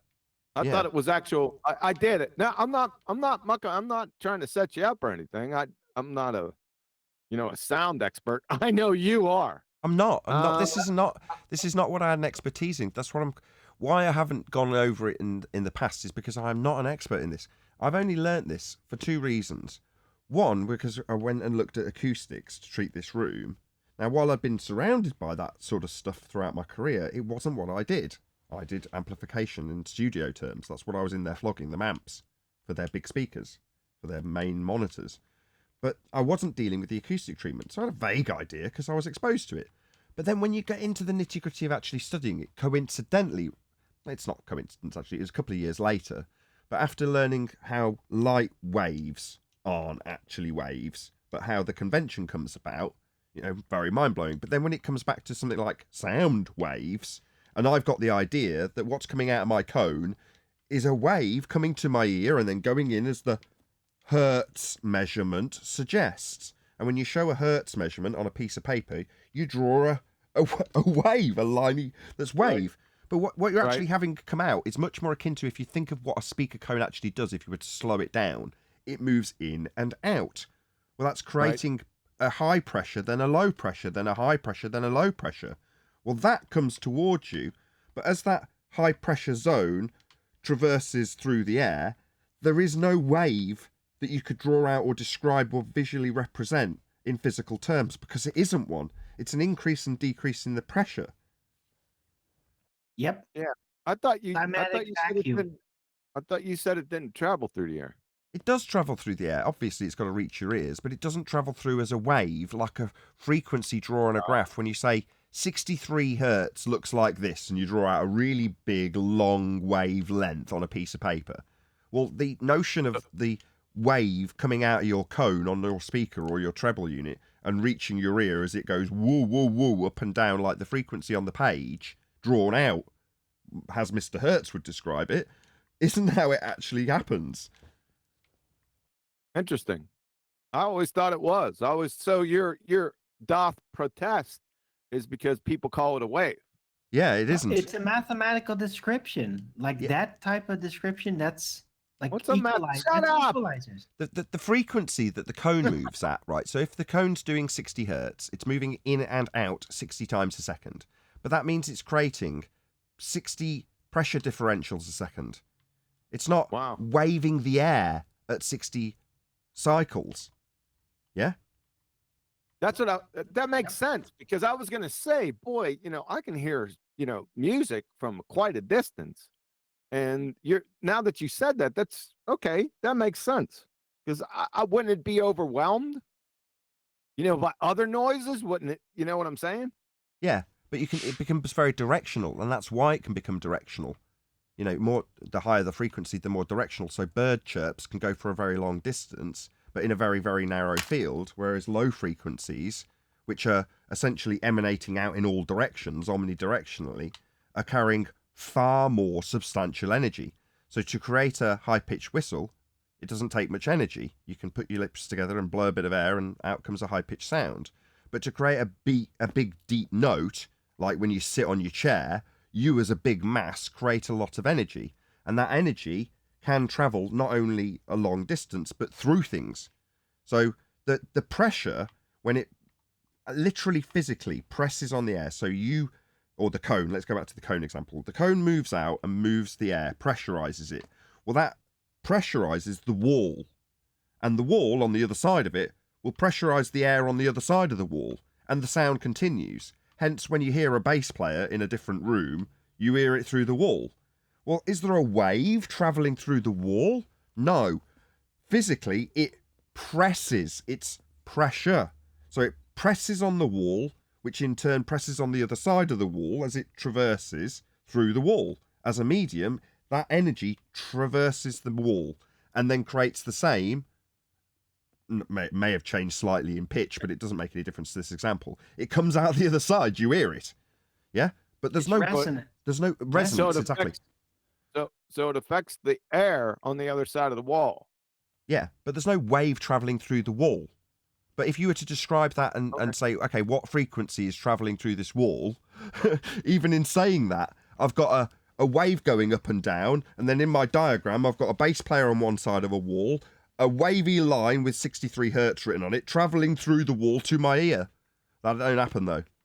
Yeah, but it's more like the wall and everything, like from where the sound starts and where it's going to end up, it's all waving, like in a singular pattern, right? No. It's just resonance. It's no, it resonance. Isn't. Like no. all that... Right, let me explain. If you've got a wavelength, again, I've got to use the terminology that's used in the convention. I can't help it. Right, let's say that the wavelength happens to be the same length in distance. Now, this is involving using a convolution of the two descriptions. But let's say that the wavelength you're talking about is 12 foot long. And the room you're in is 12 foot long. Right? There is no pressure whatsoever after the wall. So if you stand in the middle of the room, nothing happens. There's no sound to be heard at all. But at the wall, that's where a 12-foot wavelength is pressing. So it's creating a high-pressure zone at 12 feet. But there's nothing after 12 feet. So 11 feet, 10 feet, all the way to the speaker. There's nothing going on. Zero. Nothing. What? It's resonance. There's nothing happening between you and the speaker. Because that pressure wave has pushed out from the speaker and then just presses at the point of incidence, which is the length, the physical dimension, the length of the wave, which in this case is 12 foot. So all you get is at the wall, at the end of the room, that's where you have a high pressure zone. Yeah? I disagree. I totally fundamentally disagree. Does not agree, all the disagree. Air in between is resonating at the exact same frequency, and the pressure is actually there. It's just so minute that we don't really typically this pick isn't it up agree, except disagree. It's for- even got a term. Hello. It's even got a term. That term. What? I'm giving me in the conversation. Shut the fuck up, Arwen. Okay. Eigentone is the term I'm talking about, otherwise known as a room mode. Eigentones are the high pressure zones created at the point where the wave will press at a sympathetic frequency to the length of the wave. It's more complicated. I'm impressing myself with this understanding now. This is advanced acoustics, by the way. That's something I have not studied and only recently learned about. But my point is that, just let me bloody finish, Arwin. What the fuck is he even talking to? Anyway, shut the fuck up. You're talking to Arwin, I hope. Yes, it was our discussion. Shut the fuck up, Arwin. Stop Thank swearing. you. Please. Now, I got a question, though. In the Italian job, you know, when he has those speakers that could blow women's clothes off, are you saying that there's nothing between that speaker, let's say it's a 12-foot long wave, and it doesn't blow her clothes off? Yeah, correct. So if you had the frequency that's going to create that pressure is 60 hertz, very, very deep bass, yeah? And that woman stands at 6 feet in a 12-feet room in my example. She will not only not hear anything, she will not feel anything, and nothing will happen. However, if she then nearly there. If she then moves to the end of the room, it would actually be more like 100 hertz at 12 feet, but it doesn't matter. If she then stands by the wall, where that standing wave, where the size of the pressure wave itself is the same exact size as the room, there'll be a massive amount of pressure right next to the wall, because that's where the pressure is pressing. It's got to press on something. So for there to be pressure, in the example in the Italian job where he's got the NAD stereo that blows the girl's dress off, she would have, for it to technically have worked, have to have stood at the point where that wave created that pressure. Now, it would create the pressure against her when it pressed against her. But if she moved forward 4 feet, there would be no pressure at that distance to here. Is that a hypothetical, or you actually saying that? I'm saying that's what happens with an eigentone, where you have a sympathetic frequency pressing on a wall at a specific distance. What I'm saying is you will get to notice that massive exponential 6x increase when you stood next to the wall. But if you move away from the wall into the middle of the room, there's no frequency to ear because there's no pressure. What you've got at that point in the room is actually the converse of pressure, which is air velocity. So the air is actually rushing past you, technically speaking, as that air from the cone is pushed past you. But it doesn't blow your clothes off because when it's traveling at high velocity, it's got the inverse. It's at its lowest pressure. But when it reaches the wall and then hits the wall and comes back off the wall, that's actually at the point that it does that, the velocity reaches zero. It's hit the wall. So the velocity becomes zero and the pressure gets really high because it's pressing on the wall. You with me? No. Oh God. Okay. I get it. I'm not saying you're wrong. I'm just saying I don't understand it. Okay. There's two different things with sound. There's the pressure of the air, which is the medium that the sound's going to traverse, and there's the velocity of the air. Okay? The velocity is, as the name suggests, the air's moving. It's been pushed by the cone of the speaker, so it has to move forward. Mm-hmm. You with me? Mm-hmm. When the air is passing in this 12-foot room I've got as my example, as the air passes you at 6 foot, you don't feel it. Nothing's going to be creating enough pressure to blow a dress off. However, when you get to the sympathetic length of the frequency of the wave that we're talking about, whatever that is at 12 feet, it at that point presses on the wall and comes back again. And that, at that point, is the point that the air has its highest pressure. Now, pressure is what we recognise as the note. It's easier to qualify when you talk about deep notes because you can physically feel them at low frequencies. But then you can take that example to how the air actually behaves as it comes, as the cone moves it then moves at high velocity, speed of sound, to the other wall, presses on the wall, and then comes back again. The only point that you're going to feel that pressure is when it presses.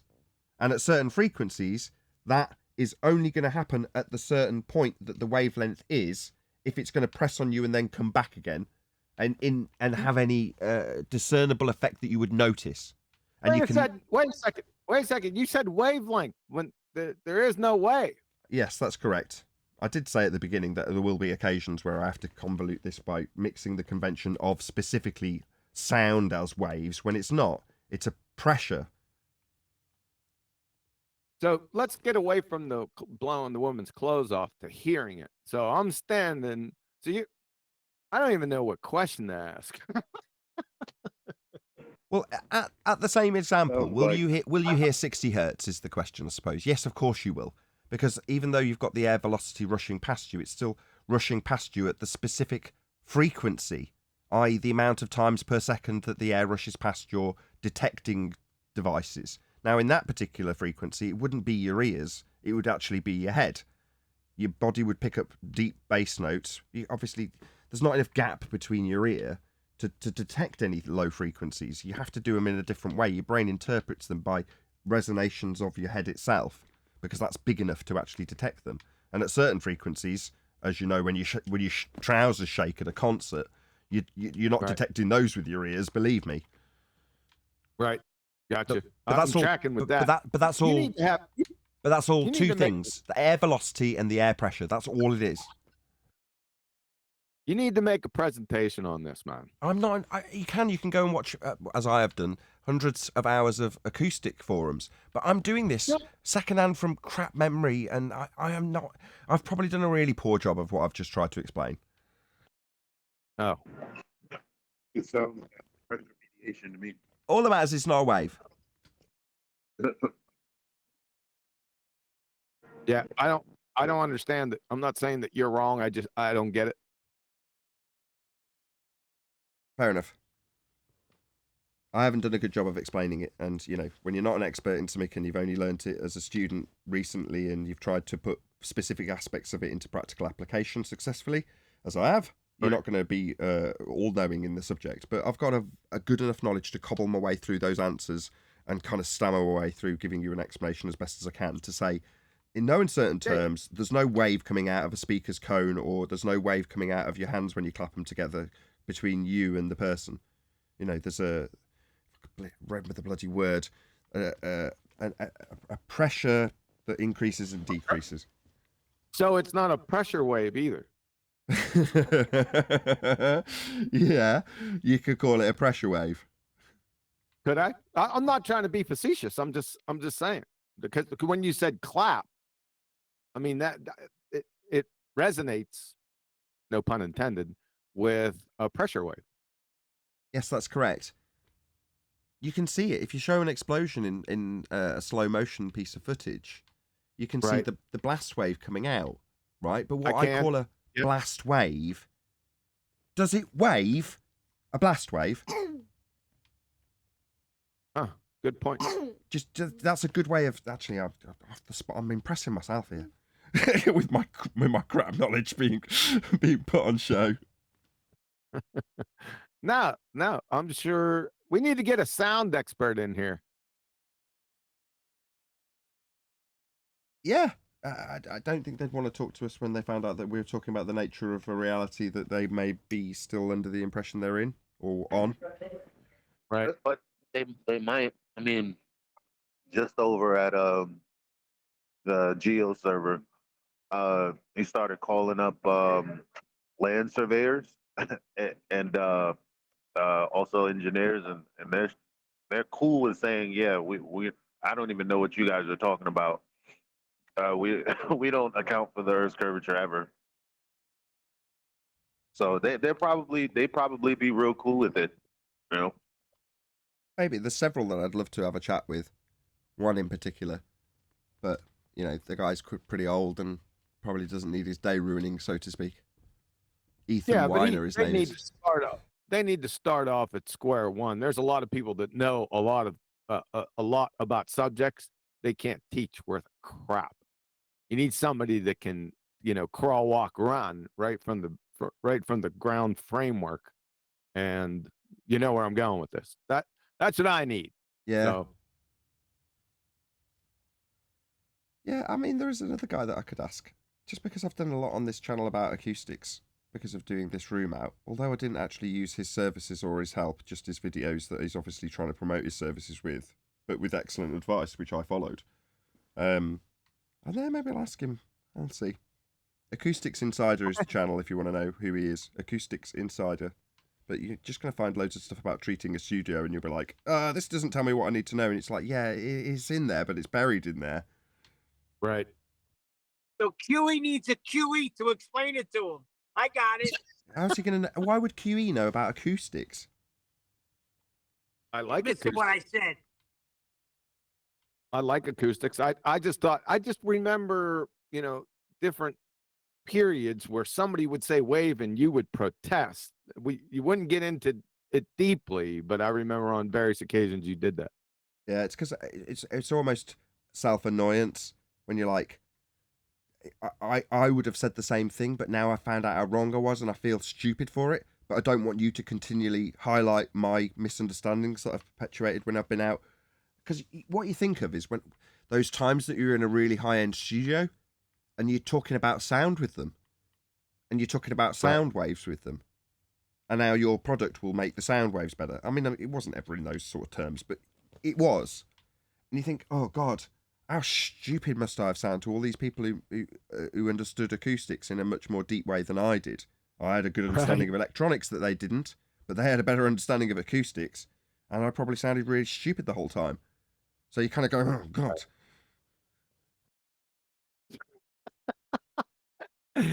That's sort of like when I was with my best friend. Remember, I told you he was an expert mechanic, and a lot of our acquaintances, they had some working knowledge in mechanics. And whenever we were away from the garage, I would be pretty interactive. But once we got in there, I'd shut my damn pie hole, because not that I would be embarrassed. I by saying anything. I just knew better than to do that, because I would be talking mainly gibberish to them.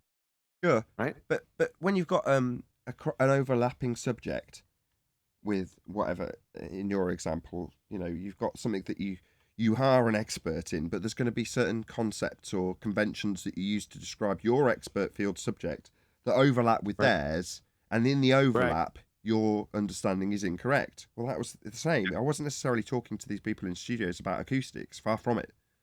But in some of my descriptions of how I described sound, I'm not saying that they just sat there and sniggered, because they were just probably used to it. But by the same token, you think, no, I was an expert in what I was selling to them, but but I wasn't. That's why I'm going, no, Yeah, because I always thought that they were actual waves. I never looked into it. I just said, oh, okay, I never, it's just like with anything else. I got other things to do. But I just assumed that was the case, that it was oscillations coming at you. Yeah. In the way it's diagrammatically presented, that's what you would imagine, though, wouldn't you? Yep.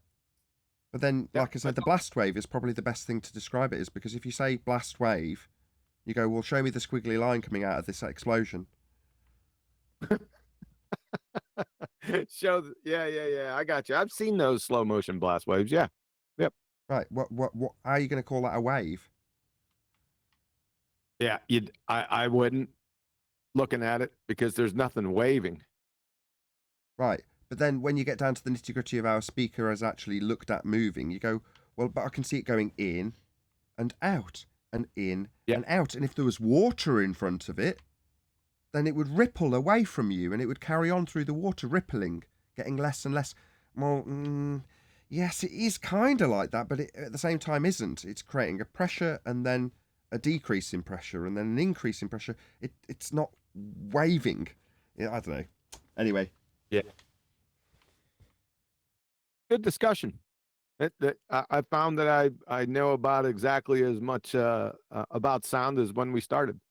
Yeah, I'm sorry. I wish I'd done a better job.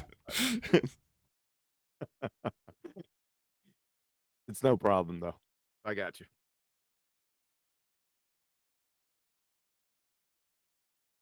But yeah, thanks to Mr. Hertz. Got plenty of Hertz from my new computer chip. Oh, that's where we started. Right? That's where we started, Mr. Hertz. Right. My clock frequency gaining stability without my computer setting itself on fire. Hmm. I say that laptop chips are pegged at 100 degrees loads of the time. So I think silicon in general is designed to just cope with that. So I think if mine occasionally hits 99 degrees C when it's loading something, so be it. As long as it's, That's the biggest silent. thing with those chips. That's the biggest thing with those chips. You got to reach a threshold, right, where you can't get rid of the heat. But it goes it goes into runaway. Like what would happen is, to keep itself stable, it would just keep on upping the voltage. Mm-hmm. So the amount of watts that it draws when it becomes unstable like that just goes up and up and up. So if it's like cold and it would, let's say, drawing 90 watts, it get to 99 degrees C and then it get 100 watts, 110, 115, 120. It just starts running away with itself, pumping more and more wattage in to keep it stable, which means more heat. So it's sort of it's a never-ending cycle, and then it just eventually sets on fire. Yes, exactly. Yeah. But yeah, they're just going to shut down. So about 115 degrees. If it's pegged at that, it'll just shut itself off to protect itself. But I think given that that's how I've seen it in a David Does Tech Stuff video where he sort of tested the limits of this exact chip, and with a cheap stock cooler, which is about the performance I'm getting out of this passive cooler. But there we go. Him with a cheap fan-based cooler, he got red hot and got up to about 115 C and just sat there for about 10 minutes and then eventually just turned itself off. So like, okay, worst case scenario, if it's hitting 115, it'll turn itself off. But I've got a little widget that monitors it and it gets up to about 100. So every so often hitting 100, I think, is fine. For silence. In fact, I got a fan blowing on my computer when I go live when I do that, because I got 3 fans inside the desktop. Plus, I'm blowing a fan from outside from the floor in it. These guys, you got to get this squared away. Yeah, you've got it's because you don't have a graphics card. Rendering the stream is all done on one chip, right? I've got a graphics card in there. Oh, have you? Oh, okay. Yes, I do. But have you actually set that up to be the thing that does the stream? I don't know. Probably not then. So your chip is probably doing the stream, which is why it's getting so hot. I can sort that out for you if you want. It'll only take a few minutes. It's something I'm very familiar with. I'm not doing it today. I got too much stuff I got. No, but if you have actually got a graphics card in there, do you know what make it is? Oh man, I'd have to go back and try to find out. It may not be capable of doing it anyway. Let me get this straight real quick. So in 1969, we had the technology to send people and computers and stuff through the vacuum of space. But in 2022, fans are giving you guys problems. Okay. just checking. That checks out. It's not the fans that are giving the problem. It's how to get rid of the heat. Right? Let's just ask NASA how they did it. But you got different substances and stuff like Nathan was talking about. Everyone knows about silicon chips, but they need to come up with some kind of dope substance that gets rid of the heat. I think that's the barrier. That's where they always talk about the barrier to processing power, right? Heat is the barrier, or one of them. It's the major one, right? Correct. What? I don't really know what you're talking about. I don't know what you're talking about. You can put so many transistors on a chip, right? There's so many, because they can get down into the nanotechnology of it, right? You can put billions, but it's trying to get rid of the heat is the issue. Indeed, they're on 10 nanometer at the moment, these chips. Yeah. So they got to come up with some type of substance. They'll have to dope it. Right. They use doping for different things, but dope it to where I don't think it could. I don't know. I'd have to be in that industry. I just know from the outskirts, just looking in from the outside, that's what they complain about. Indeed. Give you Just- indeed. Just cut a piece off the astronaut suit, man. Just use that. There you go, Yeah. back with the astronauts. Listen, man, I try to relate shit to reality, man. You guys Is are that what talking about computers that you can't even keep cool, but yet we're supposedly sending people to the vacuum of space 230, 240,000 miles away in cloth suits where they're able to survive in the direct sunlight and all the radiation with the sun on their face. From their story. That has I don't- nothing bearing on reality. That's just going off their story. You already know that that's not the case. I know, but I'm just saying, man. That's how I think. Because how it's you bullshit. think. Yes, I try to relate the bullshit stories that I'm told to the reality that I live in. Like the quantitative. That, Just how much stuff there you is. know the thing. Yes.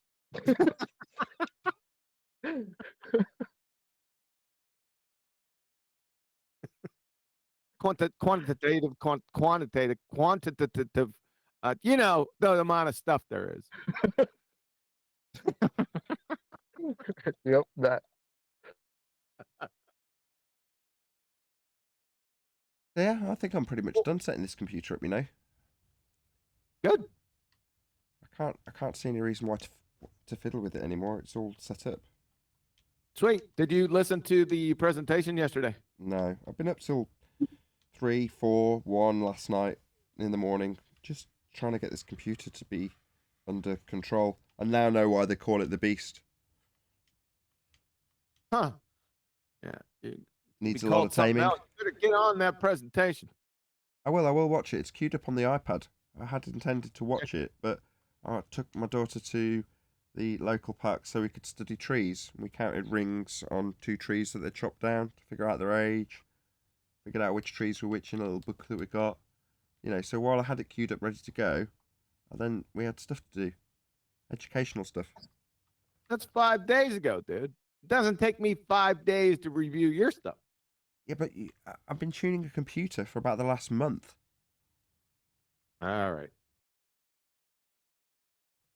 Yeah, the computer that was supposed to come out of the box passive and cost a huge amount of money to be passive and quiet and silent, it's taken a month to get to be, you know, silent. Okay. I said Adam! it is silent now. Which I'm very pleased about. Thank you. Adam! Get stuff! He's trying to get back to his mic. I had to ask Adam to do a percentage difference calculation because I couldn't figure it out. I'm terrible at maths. I was like, if the clock speed for all core is 4,900 and I reduce it to 4,600, what's the percentage difference? You couldn't do that? No. So the part from the whole times 100. 6 point something percent.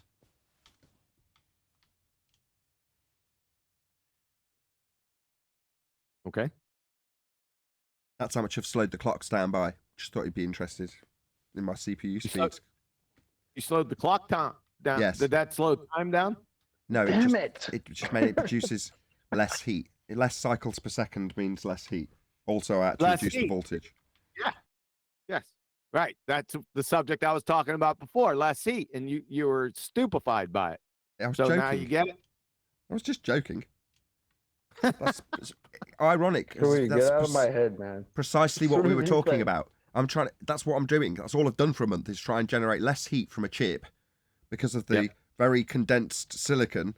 All of the transistors are on a 10 nanometer process that's very close together, therefore chucking out an absolute immense amount of heat at a high clock speed. So if you reduce the clock speed and reduce the voltage, you can reduce the heat. Yep. Yes, sir. Indeed. So I've got less heat coming out of the chip, and it's running about 6% slower. And there's a break point where another 100 hertz slower, in other words, 4,500, it's noticeable. You actually notice that the computer's not going as fast. So you're saying there's a sweet spot. Well, there's just a break point where 6% slower, I can't notice any difference in anything or measure any difference in anything. Whereas you go a little bit more, 8% slower, if you go to 4,500 from 4,900, you do notice suddenly there's a measurable, noticeable difference. Right. That's what I said. There's a sweet spot in between the thresholds on either side. Correct. And I've looked at the other way where people have gone the other direction. So they've gone from 4,900 to 5,200. And they've shown that it makes no noticeable difference. So you're like, okay, so I'd rather have no noticeable difference with less heat and less electricity used, please. Yes. Yep. Oh, electricity. Did they define that yet? Probably not. There's a few of them, right? Electricity, electromagnetism, static electricity, electrostatics, electrifa, and electripa. I need those. Those are Jeranisms specifically, though, aren't they? Good luck with that. The electrifa and electripa. Yeah, those two, yes. Yep, gonna need definitions for those. I'm surprised. But why aren't we getting the definition? Not we, just put it out, to let everyone know what the hell they're talking about. Why don't you do that? I did a separate presentation that will come out over the weekend, by the way, QE, called Natural Science for Dummies. That's what I see this as, though. It's really big-headed of me. I've transitioned from suddenly, in my arrogance, oh, well, I'm no expert in acoustics, but when it comes to science, what arrogance. Anyway, the point is, when you dumb down the scientific method to the point where you're having to explain cause and effect reasoning with water boiling, you do kind of feel a bit dirty. Do you not agree? It's so dumbed down. Especially at this point now, if we were just getting into it right now, this was 7 years ago, it wouldn't be. But at this point, yeah, it's preposterous. It pisses me off. Yeah, it's annoying, but you can spin that on its head. There's always a useful opportunity in any of these situations, and I spotted it earlier on because it's the same scenario with ballers, right? You're turning lemons into lemonade, right? Well, this is but why are we don't get Jedi mind trick, because it's just a diversion showing their ignorance with that. But that's not the real question. What is ether? Has nothing to do with science whatsoever. Zero. You have to show something's existence first.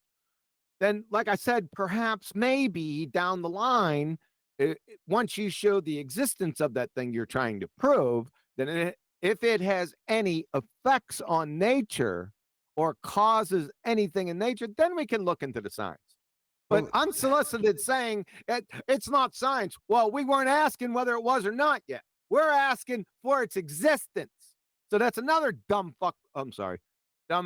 Oh, that's another dummy red herring fallacy, right? So be careful about getting Jedi mind trick. Ballers, I'm not saying they're ballers, but ballers do that same thing too. They'll get you off on a different tangent away from the actual subject matter in question. So what is ether?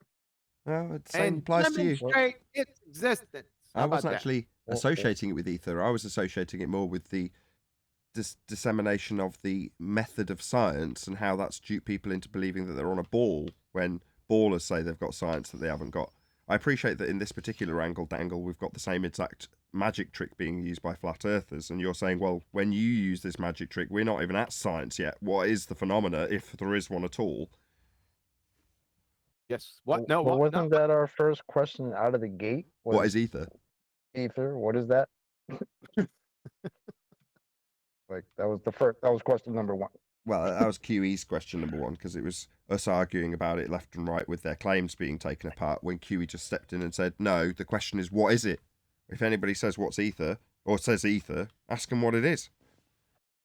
Everything is like, if you like came out with guys like, electromagnetism is cool.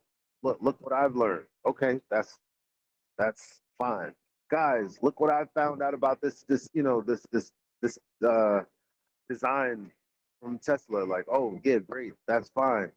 Guys, there's this medium that's like, non-manifest is called the ether.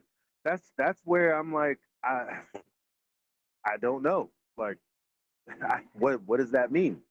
It's like, I don't understand why I don't understand why we're here. Like, it's just a weird time to be. Like, I feel you, man. Yeah, it's the I don't Twilight see the Zone, Eli. connection. It is, you're right. It's the Twilight Zone because we've been doing this for such a long time. So to have to go back to the basics of it and dumb it right down again, like, what the hell? Twilight Zone. Yep, such a simple thing. I mean, what is it? As a matter of fact, when we were talking about gravity last night, I got the ballers down to the point of basically saying, okay, so you guys are just looking at the sky, and you're seeing things go in circles, and you're saying, well, there must be a mechanism for that, and it's gravity. That's basically what y'all are saying. It's just with no justification for that claim whatsoever. And it's like, well, you can't look at the sky and go, well, that all that stuff is moving through the ether. Why? Maybe it is, maybe it isn't. But why fight over it? I don't get it. Yeah, maybe it's moving. Maybe it's moving through the ether. You're arguing with ballers, etherites too. Yeah, exactly, Huey. It's don't get Jedi mind tricked into arguing about ether. It's like, well, you might be saying that, but good for you, man. Some people think Bigfoot's real. What are you talking about? He said ballers. Yeah, because I was talking about gravity, and every time it gets to a point of the conversation that sounds eerily similar, it sounds like because depending on what day it is, you could feel like you're talking to a baller, or feel like you're talking to someone who's trying to express, what the ether is, and I'm like, sometimes those arguments, cross. And it's like y'all are making the same arguments with different rhetoric. But, I'm not trying to push hard on the people that do believe it. Nobody's rejecting electromagnetism. Nobody's What is electromagnetism? I don't even know, to tell you the truth. There you go. So who are you talking? Well, whatever it is, you don't really need to talk about it. Well, I was talking to Kosho. I was talking to Kosho. You're still talking to Kosho? Yeah, man. Because who else am I going to talk to at night when I need a hot cup of cocoa? Come on, man. You're talking to Kosho after this long a time. Why? Are you a masochist? Because to keep the way it's fun. Sometimes the other flat earthers, and I love them to death, but it's like they'll get ran around in like circles for hours and hours. And sometimes I like going in there talking to Kosho and him saying, I got a call, I gotta go in like 10 minutes because I'm obviously destroying him for conversation. But well, he's been destroyed. It's like you're stuck, not you. Well, yeah, you. It's like you're stuck in like 2015 or 2016 and shit. You'd like just to stay there. I don't have anything else to do. I'm here doing the same shit I was doing 2 years ago. What? When a dog is playing with its bone, it doesn't get tired of the bone usually. It just keeps playing with it. Aren't you tired of playing with that bone? I got mad at you last night, QE, because last night when I was talking to them, I got real. I felt sympathetic as hell because I'm like, oh my God, you're not a liar. Like you're really effed up. Like you, like it like some of them, it's not that they're lying and they really think we're lying, but they don't understand that when we verbalize to them what they said, that like they kind of reject it, like that's not what I said when it is. And I'm like, that's got to be some kind of cognitive dissonance, or whatever it is that they're rejecting. They're like, I know what you're saying, but that's not what I believe in my mind. That's ridiculous. but that is what they're saying, and it's like when I realized that, I was like, Kiwi, know these people are fucking mentally. He's been saying it, but he's been beating up the mental patients. I No want to swearing, like help please. them and stuff. No swearing. Sorry. My daughter sat here playing Minecraft, and she's laughing. She was laughing at Chocolate talking about dogs with bones. Oh, my apologies. My apologies. Hello. I just kind of feel a little sad for them. I ain't gonna Pretend lie. she's not here. Well, yeah, that's what server that you're in. You're in the terrorist sympathizer server, right? That Geo server? Yeah. That's why those feelings are coming out, because it's a terrorist sympathizer server. Geo, he's the biggest terrorist sympathizer I know. Who's Geo? That Geo knucklehead, he used to come around every once in a while, pretended to be an intellectual. He's just a Jane Fonda. That's all he is. That's all they do, probably, over on their server. Yeah, because that's what he is. What else can he produce other than terrorist sympathizers? But wouldn't we be classed as terrified? If you went back to show 1000, wouldn't that just be us? Wouldn't we just be terrorist sympathizers? In fact, I got accused of it all the time, actually. No, he's asking me. Relax. No, there's a specific type. Like in general, you're saying, oh, weren't we like him? No, because we weren't sympathizing with the knuckle draggers. We were exposing them. See, over there, he gives them venue over top of anything coherent. So we got to hear their feelings. We got to see their open-toed sandals, regardless of the veracity of the words that are coming out of their incoherent blowholes. Okay, fair enough. That's what I'm saying. Yeah, fair enough.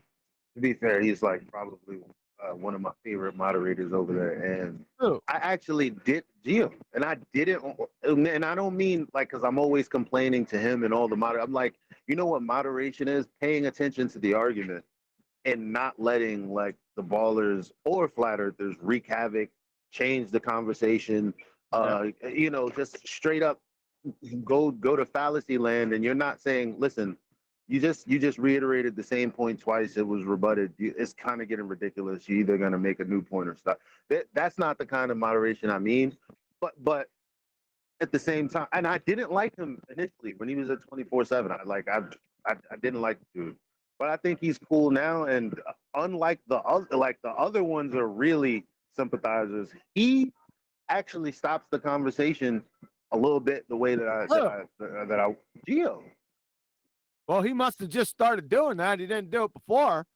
I think so, because I didn't like him before and I like him now. And he's the only one that'll like all the, oh my gosh, Jeremy, all the other ones, oh, just let them say what they got to say. He'll come in and say, you're being ridiculous. Like, it's almost like you didn't hear what he just told you. So I appreciate him being there right now. Like, you know, he hasn't been bad to me. Not about good or bad. He's a friggin' terrorist sympathizer. I don't care what he does now. Talking to Kosho and all the baltards that were vanquished back in 2016. Yeah, we did play with our food for a little while here, but we did that to show as an example of their knuckle dragging, window licking dipshittery, right? That's why we did it. That's why I brought out the pink writing with the scientific method, just to show everyone, you know, that we're dealing with retards. So that wasn't terrorist sympathizing. Follow? Yeah. Now, talking to Kosho, I wouldn't even talk to him. I mean, how many times has he exposed himself? Go to my numpty clips, right? And then prosecution rests. I'm not talking to those idiots anymore. Why would I? Why would I even entertain? It's the same old thing. They don't even know their own model, which they don't have, by the way. Right? You have to tell them what their actual religion means.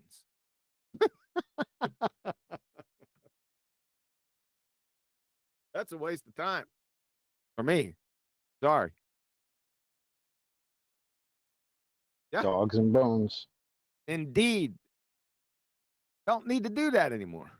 Dogs and bones. That's 2016. 2017, Dogs and Bones. Well, dog bones are clocks, so you know. Yeah, they are. That's what I heard.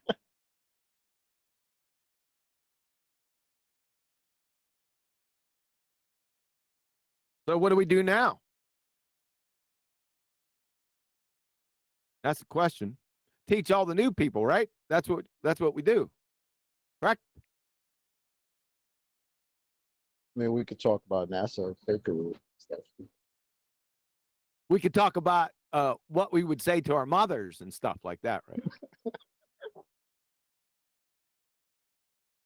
Show off my open toe sandals.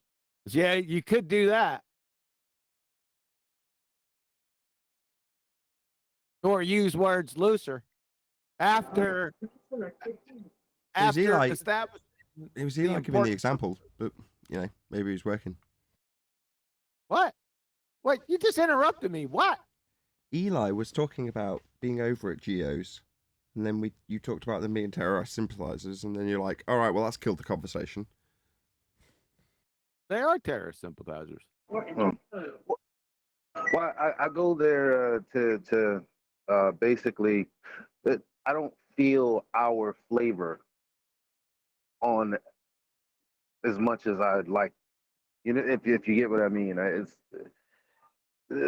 don't like the 2015 flat earther, and I go to these places to kind of let them know that there's not even an alternative. This is an effective way to do it. Yeah, as opposed to the old and busted. Yeah, it's just like, y'all can do y'all arguments or whatever. Now look at what I do. Oh, that's amazing. Oh, it's just, just being around the guys. But the shit, they're probably still arguing about gravity over there, right? Probably Newtonian gravity, right? Yes? Yeah. Yeah, what the heck, man? Why are you going to do it? Newtonian, you mean you want me to go through that for the 50,000th time about you don't even know what Newtonian gravity is? You want me to, we want to go do this again, right? No, thanks. Like shooting pregnant hippos in a fishbowl. And they're saying the same old stuff. They still don't understand their model, which they don't have, like I said. You have to explain their religion to them. So ballers, that's so 2016, 2017.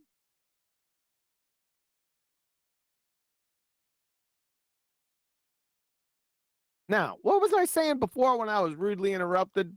Acoustics, I think you were saying you wanted me to get somebody, maybe Yesko from Acoustics Insider on. Talk about sound a bit more. That was a long time ago. That wasn't. I was on a topic, but you friggin' rumpus me, and then I lost my train of thought. No, the topic was terrorists sympathizing. Yes, that was the topic just a few minutes ago. Yes, but then I started going off on a separate, not a separate topic. It was probably connected. I can't remember what it was. You told me I killed the conversation, but I was still conversating.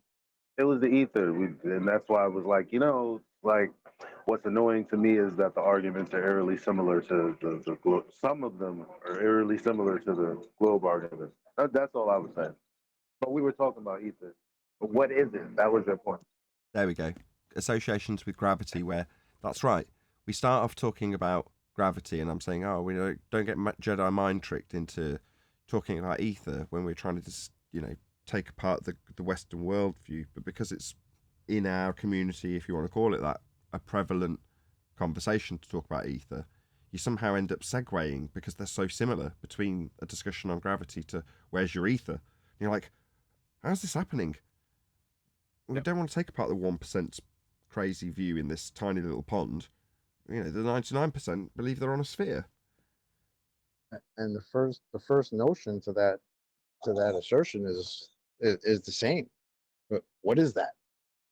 What's gravity? What's ether? Yep, very similar. Yep.